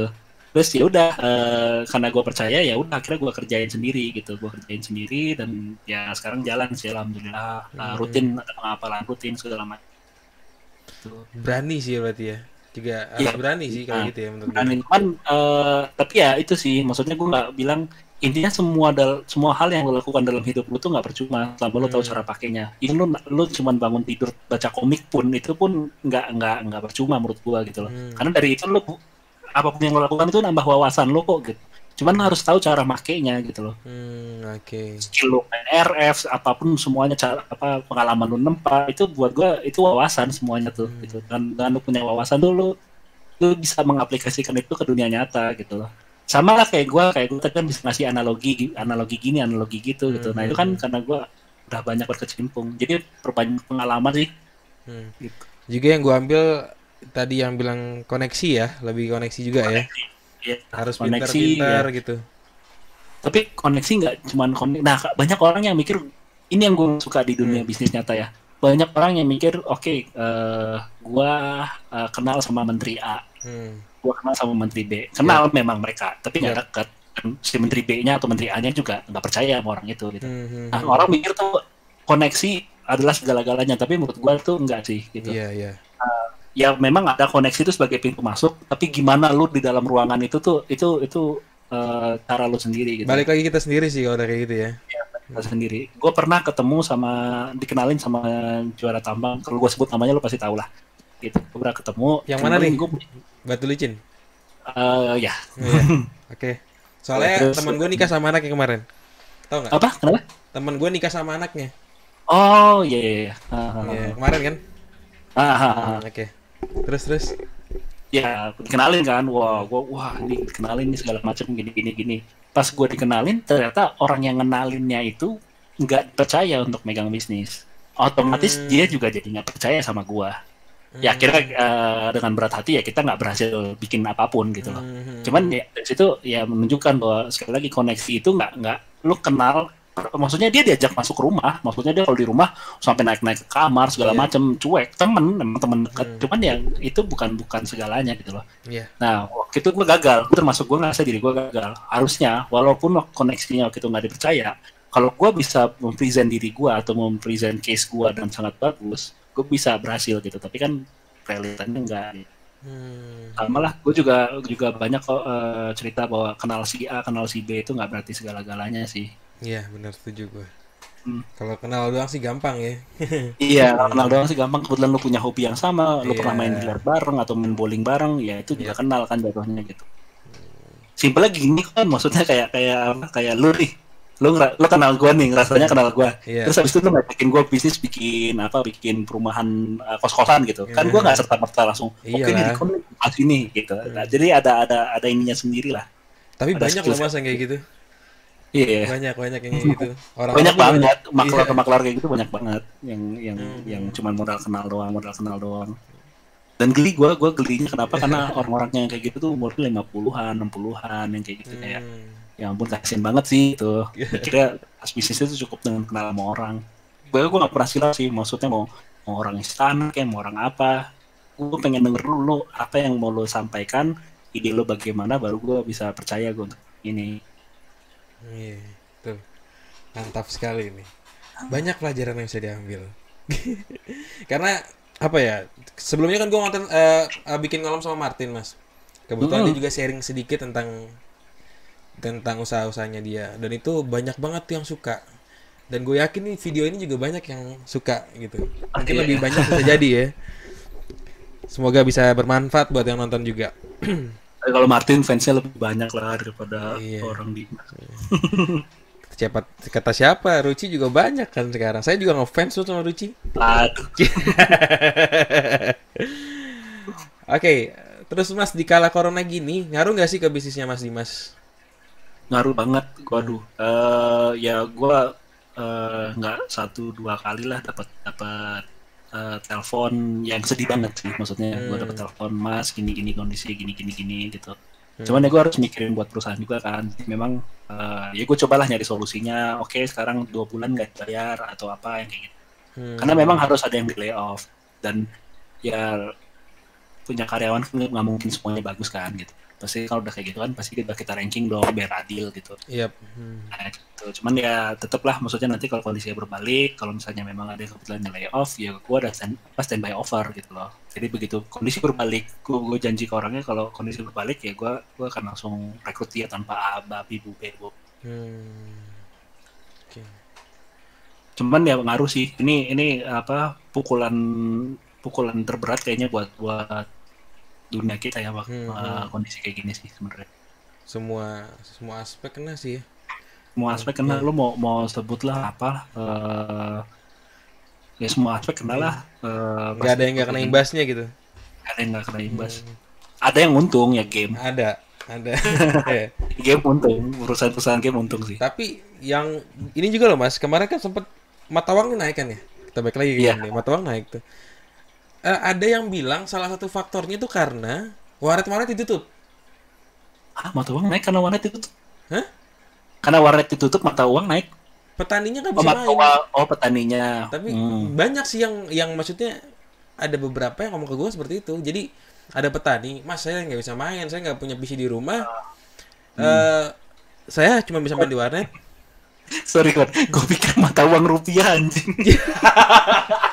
Gue agak lama tadi connect mata uang naik gara-gara warnet ditutup. Oh iya mata uang ini, mata uang game. Gue lama tadi connect. Gimana rupiah naik gara-gara warnet tutup kan juga. Iya. Mata uang game maksudnya. Kita nyenggol game dikit, nyenggol game lagi. Maksudnya mata uang game. Iya. Karena warnet tutup. Ya banyak sih kayak gitu. Gue kira juga lo tadi udah nanggep tuh mata uang game. Nggak ketemu. Gue kayak anjing gue nyari nalarnya gimana anjing mata uang rupiah naik gara-gara warnet goblok. Oke. Ya itu pastilah maksudnya karena banyak orang yang nggak bisa main dan ya pastilah yang namanya petani itu pasti kan di warnet most likely di warnet lah ya maupun ada satu dua yang gue kenal juga nggak main di warnet ya pasti makin sedikit sih. Cuman kalau fair-fairan sebenarnya juga sekarang petani juga banyak juga sih di Ether juga penuh nggak pernah kosong. Iya betul. Ya. Okay. Jadi memang udah kapasitasnya emang udah segini. Kalau menurut gue sebenarnya lebih ke sultannya nariknya kebanyakan sih sebenarnya. Iya itu salah satu faktor sih. Karena misalnya nih ada 100 petani lagi datang nih ke Ether, itu nggak cukup cuy. Momennya nggak cukup. Bener juga sih. Momennya udah kepake semua. Kalau ya kebanyakan udah kepake semua lah gitu momennya. Ya mungkin ada slot mungkin 20-30 petani lagi gitu. Tapi momennya nggak cukup nanti kalau udah 100 orang gitu. Jadi sebenarnya ini gara-gara orang-orang sultannya itu pada narikin semua. Di Bor aja gue ngerasa kok anjing nih orang buka box. Satu box tuh 500 juta loh. 500 juta tuh berapa jam petani loh. Iya bener. Itu gila banget sih. Dan sultannya sekarang karena corona juga lebih banyak di rumah, lebih rajin buka box ya. Bener. Lu di ACC berapa? Gue perhatiin kalau di Quora itu mungkin nyampe 6-10 box dibuka. Lu kali aja tuh 500 juta box per hari. Per hari. Di ACC tuh nggak nentu sih Mas, karena dia rata-rata banyak yang ditampung dulu. Jadi sekali buka brek gitu, sekali buka brek gitu. Nggak apa namanya nggak langsung dapat langsung buka gitu nggak. Biasanya mereka ditampung dulu. Jadi termasuk box SS juga. Termasuk box SS juga termasuk. Nah kalau gue tipenya gue dapat satu gue buka. Pokoknya hari itu atau hari atau 2 hari gue kumpulin dapat buka. Kalau orang-orang di ACC itu rata-rata gitu, nimbun dulu. Kayak Mas Heri waktu itu dia nimbun sampai TC 3 slot. Baru dibuka. Iya. Iya di Desainnya berapa itu? apa? 330 box ya berarti ya? Iya 30 berarti kali 500 juta tuh. Iya, Iya. segitulah pokoknya. Dan itu ngobrolnya lama, sampai sekitar dua bulan apa 3 bulan gitu ngobrolnya waktu itu. Oh, Karena iya. itu persaingannya waktu itu sama si Deki kan, sama si band yang gila-gilaan nyari talsam tuh dia. Iya. Jadi agak susah juga waktu itu. Oke. Ya itu sih penyebab utamanya di sana atau dalan atau apapun seret tuh ya 500 juta sekali ngeklik itu yang ini. 500 juta tuh berapa jam? Seorang tuh mungkin 100 juta kali seharian ya. Gue denger sih ya kalau sejam itu petani ether bisa dapat sekitar sepuluhan, Puluhan. sepuluhan, sepuluhan, 10 sampai 15. Berarti sehari itu seorang bisa ngasilin 240 juta. Berarti butuh 2 orang petani full 24 jam. Kalau kita bahas orang main 8 jam, butuh 4 petani seharian main untuk dapetin box kita. Seharian. Banyak banget sih petani emang. Banyak banget, makanya Gila, butuh, iya. Gila sih. Cuman nomornya nggak nambah-nambah, jadi susah juga ya. Ya momennya nggak nambah, momennya udah habis gitu loh. Kalau tambah lagi, gue nggak yakin maksudnya penghasilannya akan tetap sama, jumlah di Stena atau CP atau dalan yang dihasilkan relatif sama. Tapi bagus sih ya kalau kayak gini juga Red bertahan ya. Ya red Yang jadi pusing bertahan. sultan. Terus sehat sih, begini sehat. Oke Mas, balik lagi nih. Jadi nyenggol game lagi tadi. Kedepannya ada niatan nggak untuk bangun usaha lain lagi atau di bidang game mungkin? Ah itu cita-cita gue banget sih. Ini gue mulai masuk kaki jempol kiri lah ya, gue kasarnya dengan gue di YouTube, terus habis itu main sama kalian gitu. Ya gue nyobain lah, maksudnya game komunitas game di Indonesia tuh gimana sih, dan menurut gue kan yang paling berkomunitas, yang bagus dipunya di RF tuh komunitasnya sebenarnya. Itu yang harus dijaga banget. Di game lain rata-rata jarang yang punya komunitas. Tuh. Nah di RF ini yang komunitasnya paling jadi, terus ada jagoan-jagoannya. Ya mungkin suatu saat mungkin gue pengen bisa nyemplung full bikin usaha game sih. Tuh. Gue pengen bikin game yang formatnya kayak RF, ada perang 3 bangsa, ada apa gitu. Cuman gue pernah ngobrol-ngobrol sama developer game dari Korea, modalnya nggak murah cuy, bikin game gitu. Serius, mahal banget. Iya, mahal banget. Ya 10M nggak dapet lah. Oke. $1 juta tuh nggak cukup lah. Wadaw. Gitu. Okay. Jadi makanya gue mau bener-bener, kalau mau bikin game yang bener ya, maksudnya yang bener pakai CryEngine, pakai bener-bener yang bagus ya gitu. Sebenarnya paling gampang tuh bikin gamenya kartunis, karena gue kasihan, maksudnya kenapa barang dari Indonesia harus second tier atau third tier gitu. Gue pengen kalau kita bikin game tuh kayak game Korea, bener-bener orang lain tuh langsung lirik semua, nih game gambarnya bagus, ininya bagus. Gue nggak pengen bikin game yang kayak game Cina lah, yang penting rame dulu, gambarnya jelek apa segala. Gue bener pengen orang bener-bener suka gamenya, dan gak cuma orang Indonesia doang. Nah menurut kenapa itu kayak gitu Mas? SDM-nya kah? Atau SDM gue percaya sama kemampuan Indonesia. Sebenarnya Indonesia itu individual skill-nya by default menurut gue di atas rata-rata. Gue kesana kemari, individual skill gue nggak pernah ada masalah. Tapi begitu kita jadi rame-rame, itu yang selalu jadi masalah. Nah, manajemen skillnya, managerial skillnya itu yang penting. Orangnya harus orang yang passionate sama game dan ya punya banyak pengalaman gitu. Kalau individual skill, gue talenta Indonesia nggak pernah ngeraguin sih gitu. One by one pasti orang Indonesia tuh, gue meeting ya misalnya satu ruangan full, waktu itu kebetulan ada orang dari Europe, ada orang dari Singapura, ada orang dari Indonesia, dan ide-idenya orang Indonesia itu yang paling executable, maksudnya yang paling bisa dieksekusi gitu. Nah itu di situ gue mengakui bahwa secara individu tuh bagus orang Indonesia, tapi begitu lo nongkrong bareng itu jadinya nyampah coy. Jadinya banyakan ngablunya gitu loh, karena emang ya jadi asik sendiri gitu. Nah itu yang mungkin kurang kali ya. Atau misalnya, nah makanya itu sebenarnya paling ideal perusahaan, kalau gua dari lu ideal paling perusahaan tuh bosnya bule, bosnya orang Jepang atau bule, anak buahnya orang Indonesia semua, itu bagus. Itu formasi yang dari bisnis gue yang udah pernah gue laluin, itu formasi yang paling bagus sih. Ya mungkin nanti di atas bosnya misalnya gue sebagai pemegang saham orang Indonesia nggak apa-apa lah. Tapi yang day to day-nya, yang manage day to day-nya tuh harus orang luar. Karena di Indonesia tuh disiplinnya kurang kan. Iya, itu dia benar. Kalau udah jadi bos, udah punya duit, udahlah gue ngantor jam 10 aja. Udahlah gue jam 10 Berubah jam gitu 12 ya. gua meeting. Lupa gitu loh. Soalnya orang Jepang kalau gue belum pulang lu nggak ada yang boleh pulang kayak gitu. Iya, betul. Itu yang kayak gitu sebenarnya yang produktif ya. Nah, gue punya cerita sedikit nih, kebetulan kan aduh. Gue nih sebenarnya nggak pernah cerita kehidupan real gue Mas di RF atau di teman-teman. Cuman gue cerita sedikit karena ini masuk pembicaraannya. Jadi bokap gue tuh kan ada pabrik ya. Dan kebetulan itu dia sama orang Jepang. Dan memang bosnya orang Jepang. Bos atasnya tadi tuh orang Jepang. Tapi ya seperti yang Mas Dimas bilang tadi, saham-sahamnya banyak lah yang pegang. Nah, ini kejadian ini kemarin pas lagi corona. Itu sebagian karyawannya di kantor di pabrik bokap gue ini orang Jepang kan. Jadi di bawah bokap gue tuh banyak banget orang Jepang. Nah, tapi di atas bokap gue ada orang Jepang juga. Orang Jepang yang di bawah ini, disuruh pulang duluan, Mas.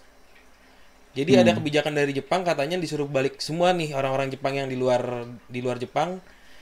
Dia balik duluan anak buahnya tapi bosnya tetap di sini. Gue bingung tuh, maksudnya mungkin kalau misalnya orang Indonesia bosnya duluan ya kali yang balik kali ya. Betul. Nah, Iya. Nah itu gue kaget alasannya kenapa gitu kan. Ya, gimana Mas? Tapi ya keren sih, maksudnya memang ya gue pertama kali gue kerja sama orang Jepang dan gue akuin memang harga diri mereka tuh sangat tinggi, tapi ego mereka tuh sangat rendah. Itu yang keren. Yep. Jadi harga diri mereka tuh tinggi, mereka tuh bener-bener berusaha menjadi yang terbaik dari yang terbaik, tapi mereka egonya rendah, gitu loh. Gue pernah, gue tuh sampai lupa, maksudnya gue lagi ngerjain sesuatu, itu buka puasa, terus gue lupa jam buka puasa. Akhirnya karena dia nyadar gue belum buka puasa, dia tuh nyuruh gue pulang. Padahal tuh ada kerjaan yang belum selesai. Sampai besok paginya gue udah balik ke kantor, itu orang inget coy gara-gara gue pulang. Dia nyuruh gue pulang karena dia ngerasa bersalah. Gue buka puasa, gue nggak sempat makan, nggak sempat apa, tapi gue masih kerja. Buset. Itu kayak anjay. Jadi lu kalau kayak gitu kan lu paling at least, tapi dia ngerasa bersalah banget. No, I feel sorry for you nih mas, gini. Ini please go home now, I will take care of everything katanya gitu kan. Gue kan udahlah, berarti kan ya udah besok pagi gue akan kerjakan gitu kan. Nah pas gue pagi kerjaannya udah selesai dan dia yang ngerjain semua. Itu level director cok. Buset. Orang mana mas? Orang Jepang, orang Mitsubishi ya kalau misalnya gue ini. Itu buat gue itu harga dirinya tinggi, dia nggak pengen kerjaannya jelek gitu, tapi dia juga egonya rendah gitu loh. Egonya itu yang biasanya kalau di sini kebanyakan harga dirinya tinggi bagus, egonya juga tinggi. Masa saya yang harus ngerjain semua, emang kamu pikir saya apa gitu? Saya dulu waktu umur kamu juga kayak gitu, rata-rata tuh kayak gitu loh. Itu tapi ya itulah makanya gue bersyukur banget sih, maksudnya gue ditempa dari dulu emang gue juga dari dulu kecil sekolahnya juga sempat di luar sebentar, jadi gue ditempa wawasannya tuh nggak sempit gitu, dan mungkin gue kalau punya anak juga gue pengen sempet sekolahin sebentar aja biar punya wawasannya tuh nggak tersaturisasi di satu culture gitu loh, nggak cuman gue orang Indonesia banget plek gitu, tapi gue pengen jadi orang Indonesia yang bisa bawa dirinya ke kancah global gitu loh. Dulu berarti sempat keluar juga mas Dimas? Sempet gue S2 di Australia, dulu waktu TK gue di Amerika di Dallas. Waktu TK? Tapi lahir di Indo? Lahir di Indo. Cuman gue gara-gara TK di Dallas, percaya nggak percaya, gue bahasa Inggris nggak pernah belajar, tapi bahasa Inggris nggak pernah jelek. Itu kepake banget sumpah. Iya sih. Juga bingung kenapa bisa gitu. Gue bener-bener nggak pernah belajar loh bahasa Inggris, nggak pernah les bahasa Inggris, nggak pernah sekolah, nggak pernah belajar, terus ya ujian aja gitu, nggak pernah dengerin gurunya kayak gitu. Kebiasaan mungkin ya di sana ya dulu ya. Iya, padahal gue cuma setahun, gue TK kecil atau TK besar gitu, cuma tuh bentar banget. Tapi ya karena waktu kecil mungkin kepatri kali ya di otak gue. Tapi gue kalau ke teman-teman gue bilang, lu kalau misalnya mau belajar bahasa Inggris, lu nonton film jangan pakai subtitle sekarang, atau kalau mau pakai subtitlenya bahasa Inggris. Nah itu ya udah, lu lama-lama bisa kok, at least lu bisa ngerti orang gitu. Kalau ngomong ya lu harus latihan sih. Nah tadi kan udah dijelasin ya banyak banget nih, dan banyak pelajaran yang bisa diambil juga dari seorang Mas Dimas nih. Sekarang mau bergerak lagi, geser lagi ke hobinya Mas Dimas di luar game. Di luar game. Iya. Apa tuh hobinya? Dulu tuh gue main patung ya, main statue ini ya apa karakter-karakter anime atau DC, Marvel gitu. Jadi gue dulu suka nonton YouTube tuh suka ngeliat orang unboxing gitulah gitu. Tapi sekarang sih udah enggak. Terus gue sempat bikin video. Gue suka bikin video-video gitu. Bikin video. Terus sempat juga mobil, tapi sebentar sih mobil. Karena buat gue kayak boros banget gila lu main mobil gila. Apa ya kayak ya misalnya belum saya lu beli Ferrari lah, terus itu tuh lu baru servis pertamanya aja udah 250 juta coy. Ya udah ya emang teman-teman gue ada yang masih main karena gue juga masih suka diajak segala macam gitu. Cuman gue kan pernah tabrakan nih dulu, jadi gue kalau ngebut juga nggak bisa lepas banget karena gue tahu rasanya tabrakan sampai mobil hancur tuh gue pernah ngerasain. Jadi gue ya nggak bisa full menikmati ini, nggak bisa full. Tabrakan di mana mas saat itu? Gue dulu kuliah di Bandung satunya. Terus gue pulang ke Jakarta pakai mobil, terus ada mobil sedan lah Tengil gitu. Mobil sedan Tengil akhirnya gue balap-balapan sama dia, terus lucu sih waktu gue di depan dia gue ngerem gitu biar dianya panik gitu kan. Akhirnya dibales sama dia kayak gitu, dia ngebales loh. Dia ngebales gue. Tapi gue marah, Cok. Logiknya kan ya memang seperti itu permainannya kan. Gue marah, jadi gue masih nggak stabil. Gue salip ke sampingnya. Gue buka jendela kecepatan 160 atau 80. Gue buka jendela, gue gebuk mobilnya, gebuk pakai tangan. Itu setirnya lari tuh pas gue gebuk ke tangan. Setir gue kebanting. Jadi gue kan gini, setirnya kebanting ke sini juga ke kanan. Akhirnya gue nabrak, terus ya udahlah hancur. Sama dia juga, mobilnya kena juga. Mobil dia jalan dah pepet udah kayak gitu tapi dia jalan dia kabur. Jadi ngerasain itu kualat. Gue selalu ngomong kayak ya tau lah gue orangnya jahil, gue juga ngomong kayak ini rugi ya beli mobil pakai airbag kan. Pakai airbag tuh naik berapa ya, 25 juta ya, nambah berapa deh nggak lupa gue. Lu pakai airbag sayangnya nggak pernah dipakai. Gue sama teman-teman gue keluar dong airbagnya. Itu sebelum gue masuk tol Bandung, sebelum masuk tol Jakarta, gue ngomong kayak gitu tuh, ini airbag nih mubazir nih, nggak pernah dipakai gitu. Dan juga kaget, gue pikir airbag gue tuh keluarnya dari dashboard depan, ternyata enggak ya, airbag supir tuh keluar dari supir. Gue baru tahu juga itu, keluar dari supir jebret gitu. Ya itu semenjak itu gue nggak biasa aja sih sama ngebut. Sebenarnya mau nanya sih, waktu lu pernah hobi otomotif dulu. Pakai mobil apa tuh mas yang dimainin mobilnya waktu zaman sering otomotif? Gue sih gue pecinta Mercy BMW. Ya mobilnya sih macam-macam ya. Ada yang seri X, tapi gue masih main di X3 seri 640 gitu ya. 640 yang gue pakai sekarang itu mobil kayaknya nggak akan pernah gue jual karena gue suka banget bodinya. Terus kalau Mercy gue sempat ngotak-ngatik GLA terus ya kayak gitu sih. Tapi pernah juga ya nyoba main Porsche juga gitu. Cuman ya masih BMW sih gitu. Nah paling kalau misalnya naik kelas lagi ya pasti ujung-ujungnya semua orang pasti ke Ferrari nggak sih? Iya betul. Tapi Ferrari gue langsung nggak lama lah gue. Ya menurut gue itu terlalu jet set buat level gue sekarang di umur gue sekarang sih. Gue nggak suka atensinya. Dan jadi abuse of power banget nggak sih kayak umur segini. Kayaknya masih banyak orang yang lebih membutuhkan nggak sih kayak punya mobil mewah dan nggak enak dipakainya di Jakarta, nggak enak. Berarti sempat pakai Ferrari dulu? Iya pernah. Oke, tuh dengerin tuh yang mobil Ferrari tuh, yang ngiping-ngiping beli Ferrari tuh, dengerin. Gak enak nih pakai kata di Jakarta. Kan selera sih temen gue sih masih pakai. Selera soalnya kebetulan gue suka hobi otomotif mas, cuman gue lebih ke Jepang. Ke Jepang ya. Sebelum gue modelnya model racing gitu. Ya, gue sebelum hobi gue jadi kan gue sempat hobi main game, terus gue main ya anak sekolah gimana sih naik motor dulu, zaman motor kan main motor. Tapi karena gue dilarang naik motor karena takut zaman dulu orang tua kan kalau naik motor tuh. Akhirnya gue lari ke mobil. Nah dari situ gue masuk, gue ikut balap juga. Gue bikin mobil bener-bener build yang mobil totalitas juga. Cuman gue Jepang mainnya. Nggak sanggup gue kalau main Eropa. Mobil tua tapi? Apa?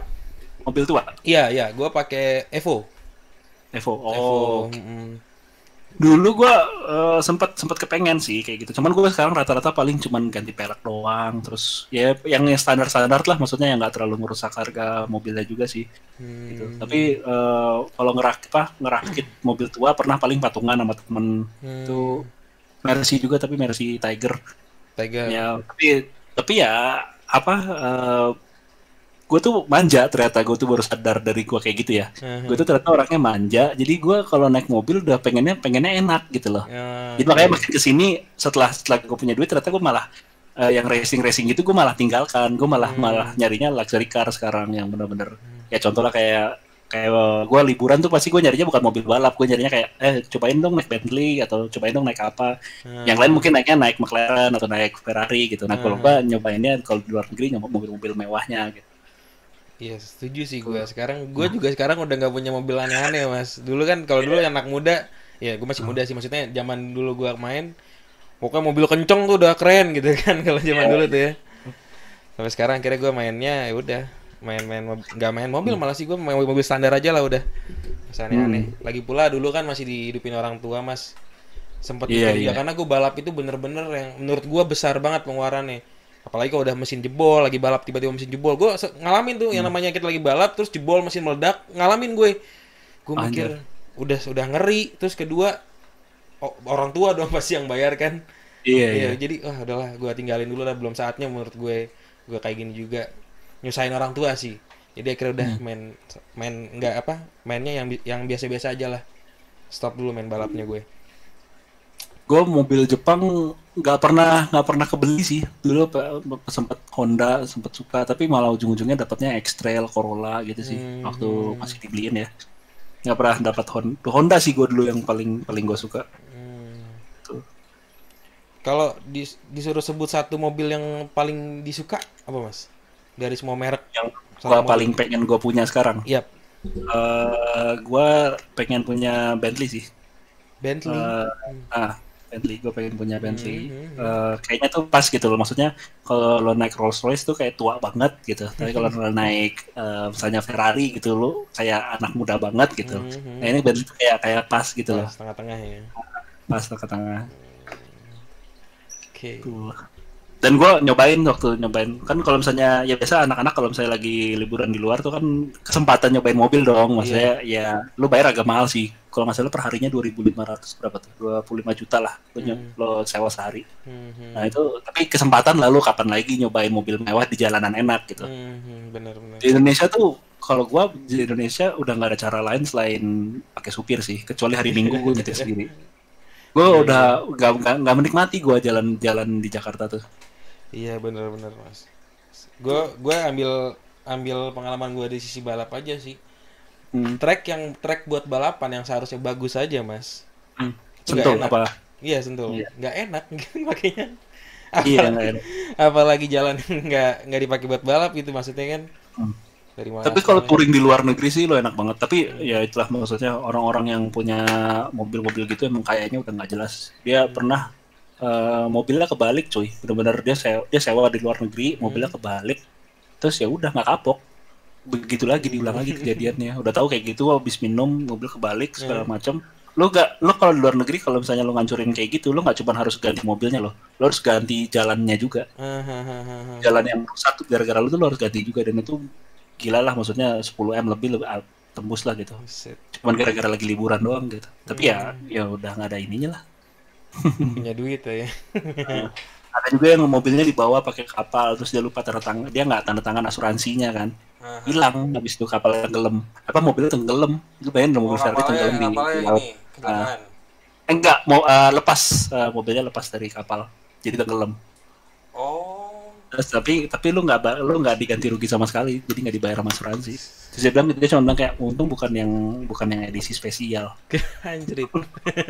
Emang ya maksudnya apa ya, gak ada tai-tainya lah. Gua mah masih banyak orang gila di luar sana. Iya, setuju, banyak banget. Kadang-kadang kita sejujurnya gue kadang-kadang juga malu sih. Maksudnya kita nih gayanya udah kayak apaan aja gitu kan. Jiwa anak itu, muda. Iya, tapi sebenarnya banyak ya yang lebih daripada, maksudnya ya gue masih bawah gitu lah. Cuman banyak tuh yang di atas kita gitu. Maksudnya udah mulai sadar sih gue. kayak gitu-gitu. Seiring bertambahnya umur. Tapi emang lu kayak gitu kan? Gue nggak ngeliat lu kayak gitu loh. Maksudnya gue kalau ngeliat live lu segala macem, gue nggak ngeliat lu apa ya? Maksudnya pembawaannya nyombong gitu enggak kan? Iya sih, maksudnya gue jarang mas, jarang banget. Cuman gue pengen coba ilangin semua sih. Kayaknya lebih enak Oh sama iya. sekali enggak sih. Tapi kadang-kadang masih ada sih. Apalagi gue tuh paling paling nyombong, bukan paling nyombong. Gue nyombong tuh biasanya kalau ada orang yang nyinggung gue. Jadi misalnya kayak orang Oh, nyombong depan gue terus ngeledekin gue, baru gue lawan tuh. Cuman kalau misalnya oh, tiba-tiba gue sombong gitu, gue alhamdulillah sih kayaknya nggak pernah sih. iya, iya. Hmm, cuman gue juga mau ilangin sih, kayaknya nggak baik juga tuh sifat menurut gue. Oke, ini wah udah panjang banget nih mas. Udah Hmm. masuk ke bagian-bagian akhir. Mau nanya, mimpinya seorang Mas Dimas yang belum tercapai apa tuh mas? Mimpi. Nggak tahu ya, gue pengen punya suatu bisnis yang multinasional ya, jadi gue nggak bergantung sama kondisi negara gitu ya. Hmm. Dan apa, tapi orang tahu tuh originatednya from Indonesia gitu. Ya mungkin idenya mungkin seperti Gojek, cuman kan kalau Gojek, ya gimana ya ngomongnya. Ya tapi gue nggak pengen lebih versi independennya Gojek lah. Oke, Kalau oke. Gojek itu kan masih bergantung sama investor kan gitu. Nah gue Hmm. pengen punya satu bisnis yang ya contoh lah kayak IBM atau apa yang bener-bener mutlak itu tangan gua yang rintis sendiri, gua yang berhasil. Cuman gua nggak pernah muncul tuh idenya apa yang gua bisa bikin kayak gitu tuh. Belum kali ya. Belum, Semoga cepet belum, dapat belum, belum. idenya Gue mas. pengen, iya pengen bisa sih. Sama gue ya, gue makin tua ya, biar gimana ya, maksudnya gue kaget loh, maksudnya rasa nasionalisme itu tumbuh seiring dengan umur loh. Dulu tuh gue cuek peduli setan, gue ngerasa kayak ya bahasa tainya kayak gue anak global nih gitu, gue tahu gue bisa hidup di mana aja segala macam. Hmm. Tapi makin kesini gue makin mengerucut ke gue pengen bikin Indonesia itu bagus gitu loh. Nah Hmm. itu gue pengen pengen bisa kontribusi di buat negara sih, jadi penyumbang devisa terbesar kah atau apa yang kayak gitu-gitu. Oke. Itu sih mimpi gue sih. Terus juga tadi kan udah bikin usaha tuh ya, yang baru tuh di Batu. Iya, Semoga nah, gue sukses tuh pengen mas. pengen ngembangin tuh. Mana di Indonesia tuh keren-keren banget loh. Maksudnya kalau di manage dengan bagus itu bisa keren-keren banget. Iya Nah, setuju. mungkin dengan segala rasa hormat mungkin Jakarta udah terlambat. Tapi di Hmm. luar Jakarta itu banyak banget daerah-daerah yang bisa dikembangin, yang bisa jadi bagus banget, yang ya sebenarnya oke. Dan apa untuk hidup di sana tuh bisa jadi enak banget gitu. Tapi harus manage-nya bener sih menurut gua, kadang-kadang orang Indonesia. Benar, dan nggak bisa satu generasi kon, itu nggak bisa, Hmm. itu harus estafet berjalan. Iya sih. Jadi nggak mungkin suatu orang dalam 5 tahun itu bisa merubah kondisi negara. Itu mungkin 50 tahun lah prosesnya, 30-40 tahun tuh itu estafetnya harus berjalan tuh. Cuman kan Hmm. yang prihatin kondisi kita kan setiap ganti pemimpin pasti pemimpin lama dijelekin atau apa Iya. ya. Nah itu yang bikin rodanya nggak terus bergulir gitu loh. Padahal harusnya estafet dioper ini, apa yang udah gua capai tolong tolong kembangkan lagi, harusnya begitu. Harusnya Sama di perusahaan juga gitu kok. harusnya positif gitu yang dibahas ya. Tapi kalau di sini tuh negatif terus yang dibahas. Eh, Cuman kan banyak juga tuh perdebatan tuh kon. Berarti nggak tahu keberatan nggak ya topiknya? Apa? Perdebatannya adalah kenapa kita suka membahas yang negatif? Karena masyarakatnya suka membahas yang negatif, gitu loh. Kayak Iya. misalnya ada orang ngasih sampah, siapa tuh yang ngasih sampah Aduh. buat ini Fendi Paleka itulah Iya pokoknya. itu apalagi apalagi itu. Wah, itunya gila banget gitu loh. Tapi pembahasan mengenai orang yang mencoba memperbaiki kesalahannya, bukan orang lain yang memperbaiki kesalahannya dengan nyamperin orang itu untuk ngasih barang apa ngasih ngasih makanan beneran, itu nggak terlalu dibahas. Padahal Iya. harusnya yang lebih di highlight tuh orang yang kayak misalnya gue yang ngasih sampah, terus tiba-tiba lu merasa kasihan kan sama dia. Nah, lu nolongin dia nih, lu ngasih dia makanan, lu cari orangnya, lu ngasih dia makanan beneran untuk ini. Yang dibahas tuh malah tetap gua terus gitu loh. Iya. Yang masyarakat Indonesia bahas itu tetap betapa jahatnya gua gitu loh. Bener, gue setuju Sama sih. lah kayak orang berprestasi di Indonesia nggak terlalu dibahas, di luar negeri apa di sini nggak terlalu dibahas. Tapi kalau orang yang misalnya memperkosa di UK Kriminal gitu itu ya. dibahas. UK dibahas banget tuh yang memperkosa di UK tuh. Oh iya bener, bener, bener. Nggak tahu ya kenapa begitu ya mas ya. eh Pendidikan kali sih. Itu kayaknya Pendidikan ya. pendidikan, maksudnya skala prioritas masyarakat kita masih belum belum rapih lah menurut gua. Jadi apa yang penting, apa yang relevan itu belum ngurut dengan kebanyakan di negara-negara maju. Negara maju tuh cuek banget tuh sama yang kayak gitu-gitu. Ada apa mereka cuek. Gitu. Mereka lebih penting gimana caranya supaya kita lebih baik. Gue pernah dengar cerita keren nih. Negara Australia itu caranya dia mengalokasikan sebagian uangnya, uang pertahanan ya, uang Kementerian Pertahanannya itu dialokasikan bukan buat senjata, tapi dialokasikan untuk pertanian di negara-negara tetangganya. Nah terus ditanya kan, kenapa kayak gitu? Kenapa lu malah uang pertahanan kok malah lu buat pertanian tetangga lu? Karena kalau misalnya tetangga gua mau makmur, orang itu nggak akan mau ngejarah negara kita. Mereka akan stay di situ dan mereka nggak akan. Jadi secara pertahanan kita lebih aman gitu loh. Dan kalau kita diserang, orang yang kita tolong nanti bakal bantuin. Dibandingin kita punya senjata gede sendiri, wah.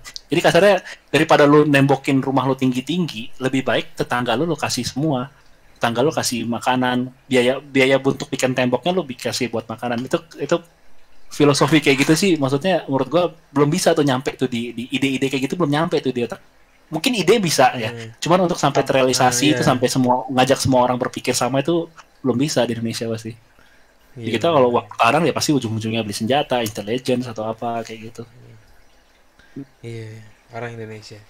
Ya, gue pengen bawa nuansa itu sih kon ke Indonesia, bawa ajak yuk think smart yuk kayak gitu. Dan nggak cuma untuk agenda gue doang, tapi untuk agenda masyarakat kebanyakan. Ya hitung-hitung latihannya jadi Archon lah. Bener sih ya. Prinsip konsep dasarnya mirip sih ya. Ya sebenarnya mirip. Maksudnya gue simple deh misalnya kayak gini kayak ya jadi era itu kan pasti kita ada keputusan dong. Maksudnya kita akan entertain guild 1, guild 2, guild 3 gitu. Nah, itu lo harus bisa manage semuanya gitu loh. Dan memang ujung-ujungnya kalau di mata orang kita kelihatan kayak berkorban. Kayak misalnya gini, gue mau ngajak nih anak-anak guild kehormatan untuk war. Tapi orang mikir kan gaji aja kasih CB aja gitu. Tapi kok no, instead of CB gue mau gaji aja. Jadi kalau lo war dan hasilnya sesuai, itu gue kasih duit buat anak guildnya gitu. Nah menurut gue itu lebih sehat daripada kita ngasih CB. Kenapa? Kalau misalnya kayak gitu mereka kan jadi punya komunitas. Jadi misalnya gini, guild Ningen karena dapat gaji, jadi anak Ningen kan harus berkumpul kan, harus ngampul satu Discord, harus bikin satu party, harus ngariin SS partinya tuh. Nah harus bikin satu party. Nah akhirnya mereka terpaksa bikin komunitas dan akhirnya mereka dari komunitas-komunitas itu jadi pilar-pilarnya Kora gitu. Daripada gue bikin hadiah CB, itu yang dapat siapapun random, gue nggak perlu guild, nggak perlu apa, ya gue dapat hadiah CB. Nah itu akhirnya komunitasnya nggak terbentuk tuh di situ. Nah waktu itu gue sempet dibahas tuh kayak ngapain dia ngasih CB, mendingan ini aja gitu. Nah itu keputusan kayak gitu tuh harus dipertimbangkan tuh kayak gitu. Jadi ada alasannya juga tuh kenapa waktu itu gue pakai sistem gaji instead of sistem hadiah CB. Nah, gue mau nanya dikit nih. Soal RF yang tadi kita bahas, yang barusan dibahas nih. Menurut lo dampak negatifnya apa? Karena menurut gue untuk orang Indonesia itu kalau dikasih enak sedikit tuh gimana gitu. Jadi maksud gue mungkin jadi terkonsep di pikirannya itu uang gitu nggak sih? Ya, itu benar. Memang mau nggak mau, ini dalam semua hal ya. Mau nggak mau, setiap kita ngeluarin 100, nggak mungkin 100-100 itu bagus. Pasti ada 20, 30, 40 gitu. Tapi kalau lu nggak ngapa-ngapain, lu dapatnya 0.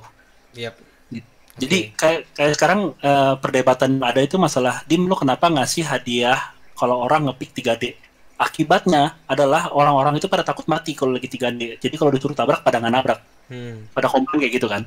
Gue perhatiin nih banyak banget nih picker char yang cuman parkirin charnya doang, cuman jadi picker karena berharap 100.000 dari lo Dim gitu. Terus gue bilang kayak gini, kalau gue ngasih hadiah itu, yang muncul di 3D itu ada 100 orang. Nah kalau gue nggak ngasih hadiah itu mungkin muncul 0. Kalau misalnya yang tukang pickernya itu 40, gue masih dapat 60 orang. Gue bilang kayak gitu, terus oh iya benar juga gitu. Bener.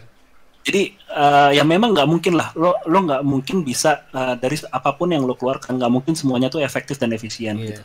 Tapi lo harus ngitung dari situ gue masih untung nggak ya, sama kayak gue waktu ngasih hadiah CP, ngasih apa segala macam. Emang gue yakin banyak orang lain yang ngeluarin duit juga cukup gede ya di RF ini. Tapi kan namanya nggak sebagus, nggak seterkenal Ruci lah misalnya gitu. Gue gue yakin di Quora aja banyak kok yang ngeluarin duit lebih banyak, banyak yang buka box lebih banyak, yang nempa lebih gila gitu. Cuman ya karena kalau gue mungkin karena sustain lebih lama, jadi mungkin item gue lebih maju ya. Cuman rasa wah kalau Ruci ngomong didengar tuh kan berangkatnya dari situ juga gitu, dan itu nggak bisa dibayar pakai uang gitu. Kayak gitu. Gila. Ini Sama kan kayak pertanyaan lo, itu kenapa sih Quora bisa suruh nyuruh bareng maju semua? Itu lu kasih duit berapa juga nggak bisa itu. Iya, Mau lu kasih itu muncul karena ya makanya gue bilang semua hal itu nggak ada yang percuma gitu. Mungkin buat orang ya lu cuman ngawerin duit lah gitu. Cuman ya gimana, memang dari situ kita mulai, tapi kita ambil positifnya gitu.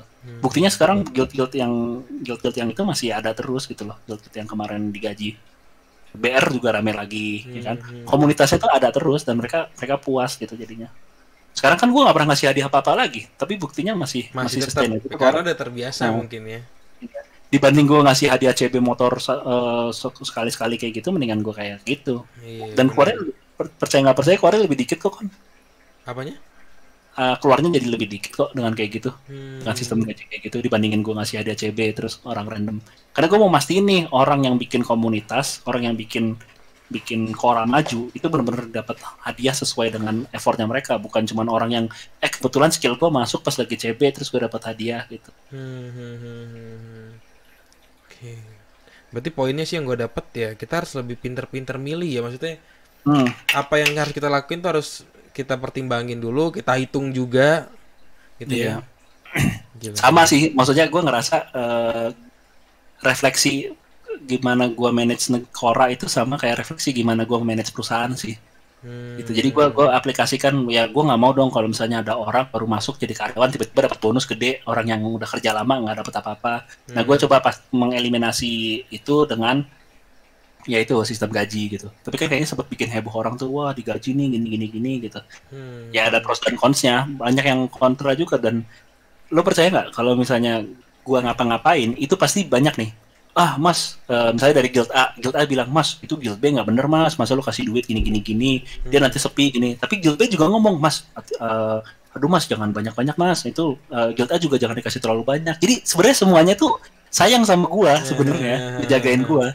Di guild gua juga gitu, mas si A untung nih gitu, terus si A nya bilang kayak, gua nggak usah lah mas, dapat duit segini. Jadi semuanya tuh sebenarnya baik gitu loh. Sebenarnya deep down tuh semua orang baik, cuman banyak suzon aja satu sama lain gitu. Tapi ya makin kesini sih akhirnya semuanya terbuka dan semuanya happy gitu.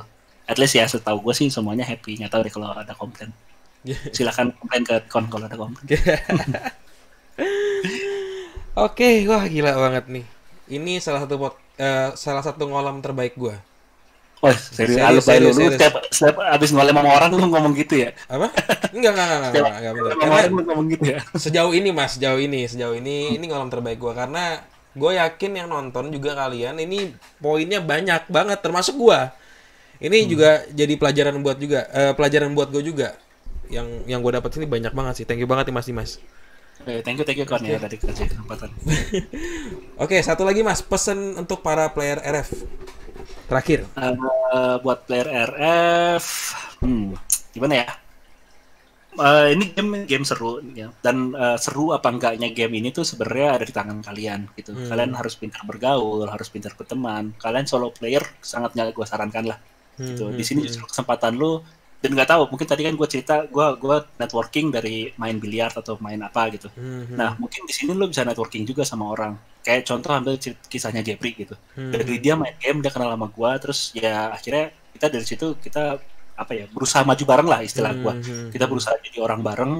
Ya kita nggak tahu ketemunya di game gitu. Nah dengan kalian jadi solo player itu mengeliminasi possibility itu. Jadi kalau bisa sih kalian bikin komunitas, terus itu ya cobalah, namanya pertemanan itu ditempa kok. Maksudnya pasti ada sedih-sedihnya, sama lah punya teman sama punya pasangan tuh kurang lebih sama lah. Makin kuat pertemanan itu tergantung seberapa cobaan yang pernah dilewatin gitu. Makin gue dibilang kayak ayo kita ratakan Quora, wah kan kita mau diratain Quora tuh. Nah itu makin ketempa dong gitu. Dan itu berkat ini juga gitu loh, tempaan dari ACC juga jadinya Quora jadi kompak. Nah sama juga di pertemanan kalian di RF, buat gue sih ini kesempatan kalian buat cari teman, karena di sini semua lapisan masyarakat tuh ada yang dari orang kaya banget, ada dari orang yang nggak punya apa-apa, dan ya kalian bisa kasarnya ini kayak apa ya, kayak apa ya, komunitas kecil lah ya, komunitas tapi yang sampel dari semua orang, semua jenis orang tuh banyak gitu. Dan nggak mandang-mandang ya. Dan nggak mandang-mandang, semua rata kok Iya, di sini iya, gitu. iya, iya, Ya, iya. ya maksudnya ada sultan yang sombong yang ngomongnya tai kucing segala macam juga ujung-ujungnya dia ke outcast sendiri kok, ujung-ujungnya dia nggak punya teman sendiri kok gitu. Jadi emang di sini tetap lo harus saling menghormati, tetap saling menghargai gitu. Makanya gue selalu usahakan kalau misalnya tutur bahasanya ruci di chat race segala macam tuh jangan sampai menyakiti orang, karena di sini ada anak kecil, ada orang gede, ada orang udah punya anak, gitu. Macam-macam lah dari segala macam latar belakang. Ya bikinlah komunitas yang sehat. Tapi ya sekali lagi RF tuh gamenya seru apa enggaknya dari tangan kalian sih sebenarnya. Oke. Sudah mas. Oke. Nih, oke sudah selesai mas. Oke. Nih Udah makasih banyak loh mas sudah mau ngobrol sama gue. Berapa jam, Kon? Wih, 1 jam 40 menit. Oh, lumayan. Lumayan panjang. Dan kalian gak bakal sia-sia sih nonton ini banyak pelajaran yang bisa kalian ambil. Oke. Dan bermanfaat ya guys. Iya, semoga bermanfaat juga buat kalian nonton. Oke, makasih Mas ya, Mas Dimas. Oke, thank you banget. ya semua Thank you yang banget. Semoga usahanya makin lancar, semua impiannya tercapai. Sehat-sehat terus buat Mas Dimas dan keluarganya. Oke, itu yang sama Kon buat. Amin, amin. Oke, sekian dulu malam kali ini bareng Mas Dimas Rucikat ya. Sampai bertemu di episode ngolam selanjutnya. Bye bye.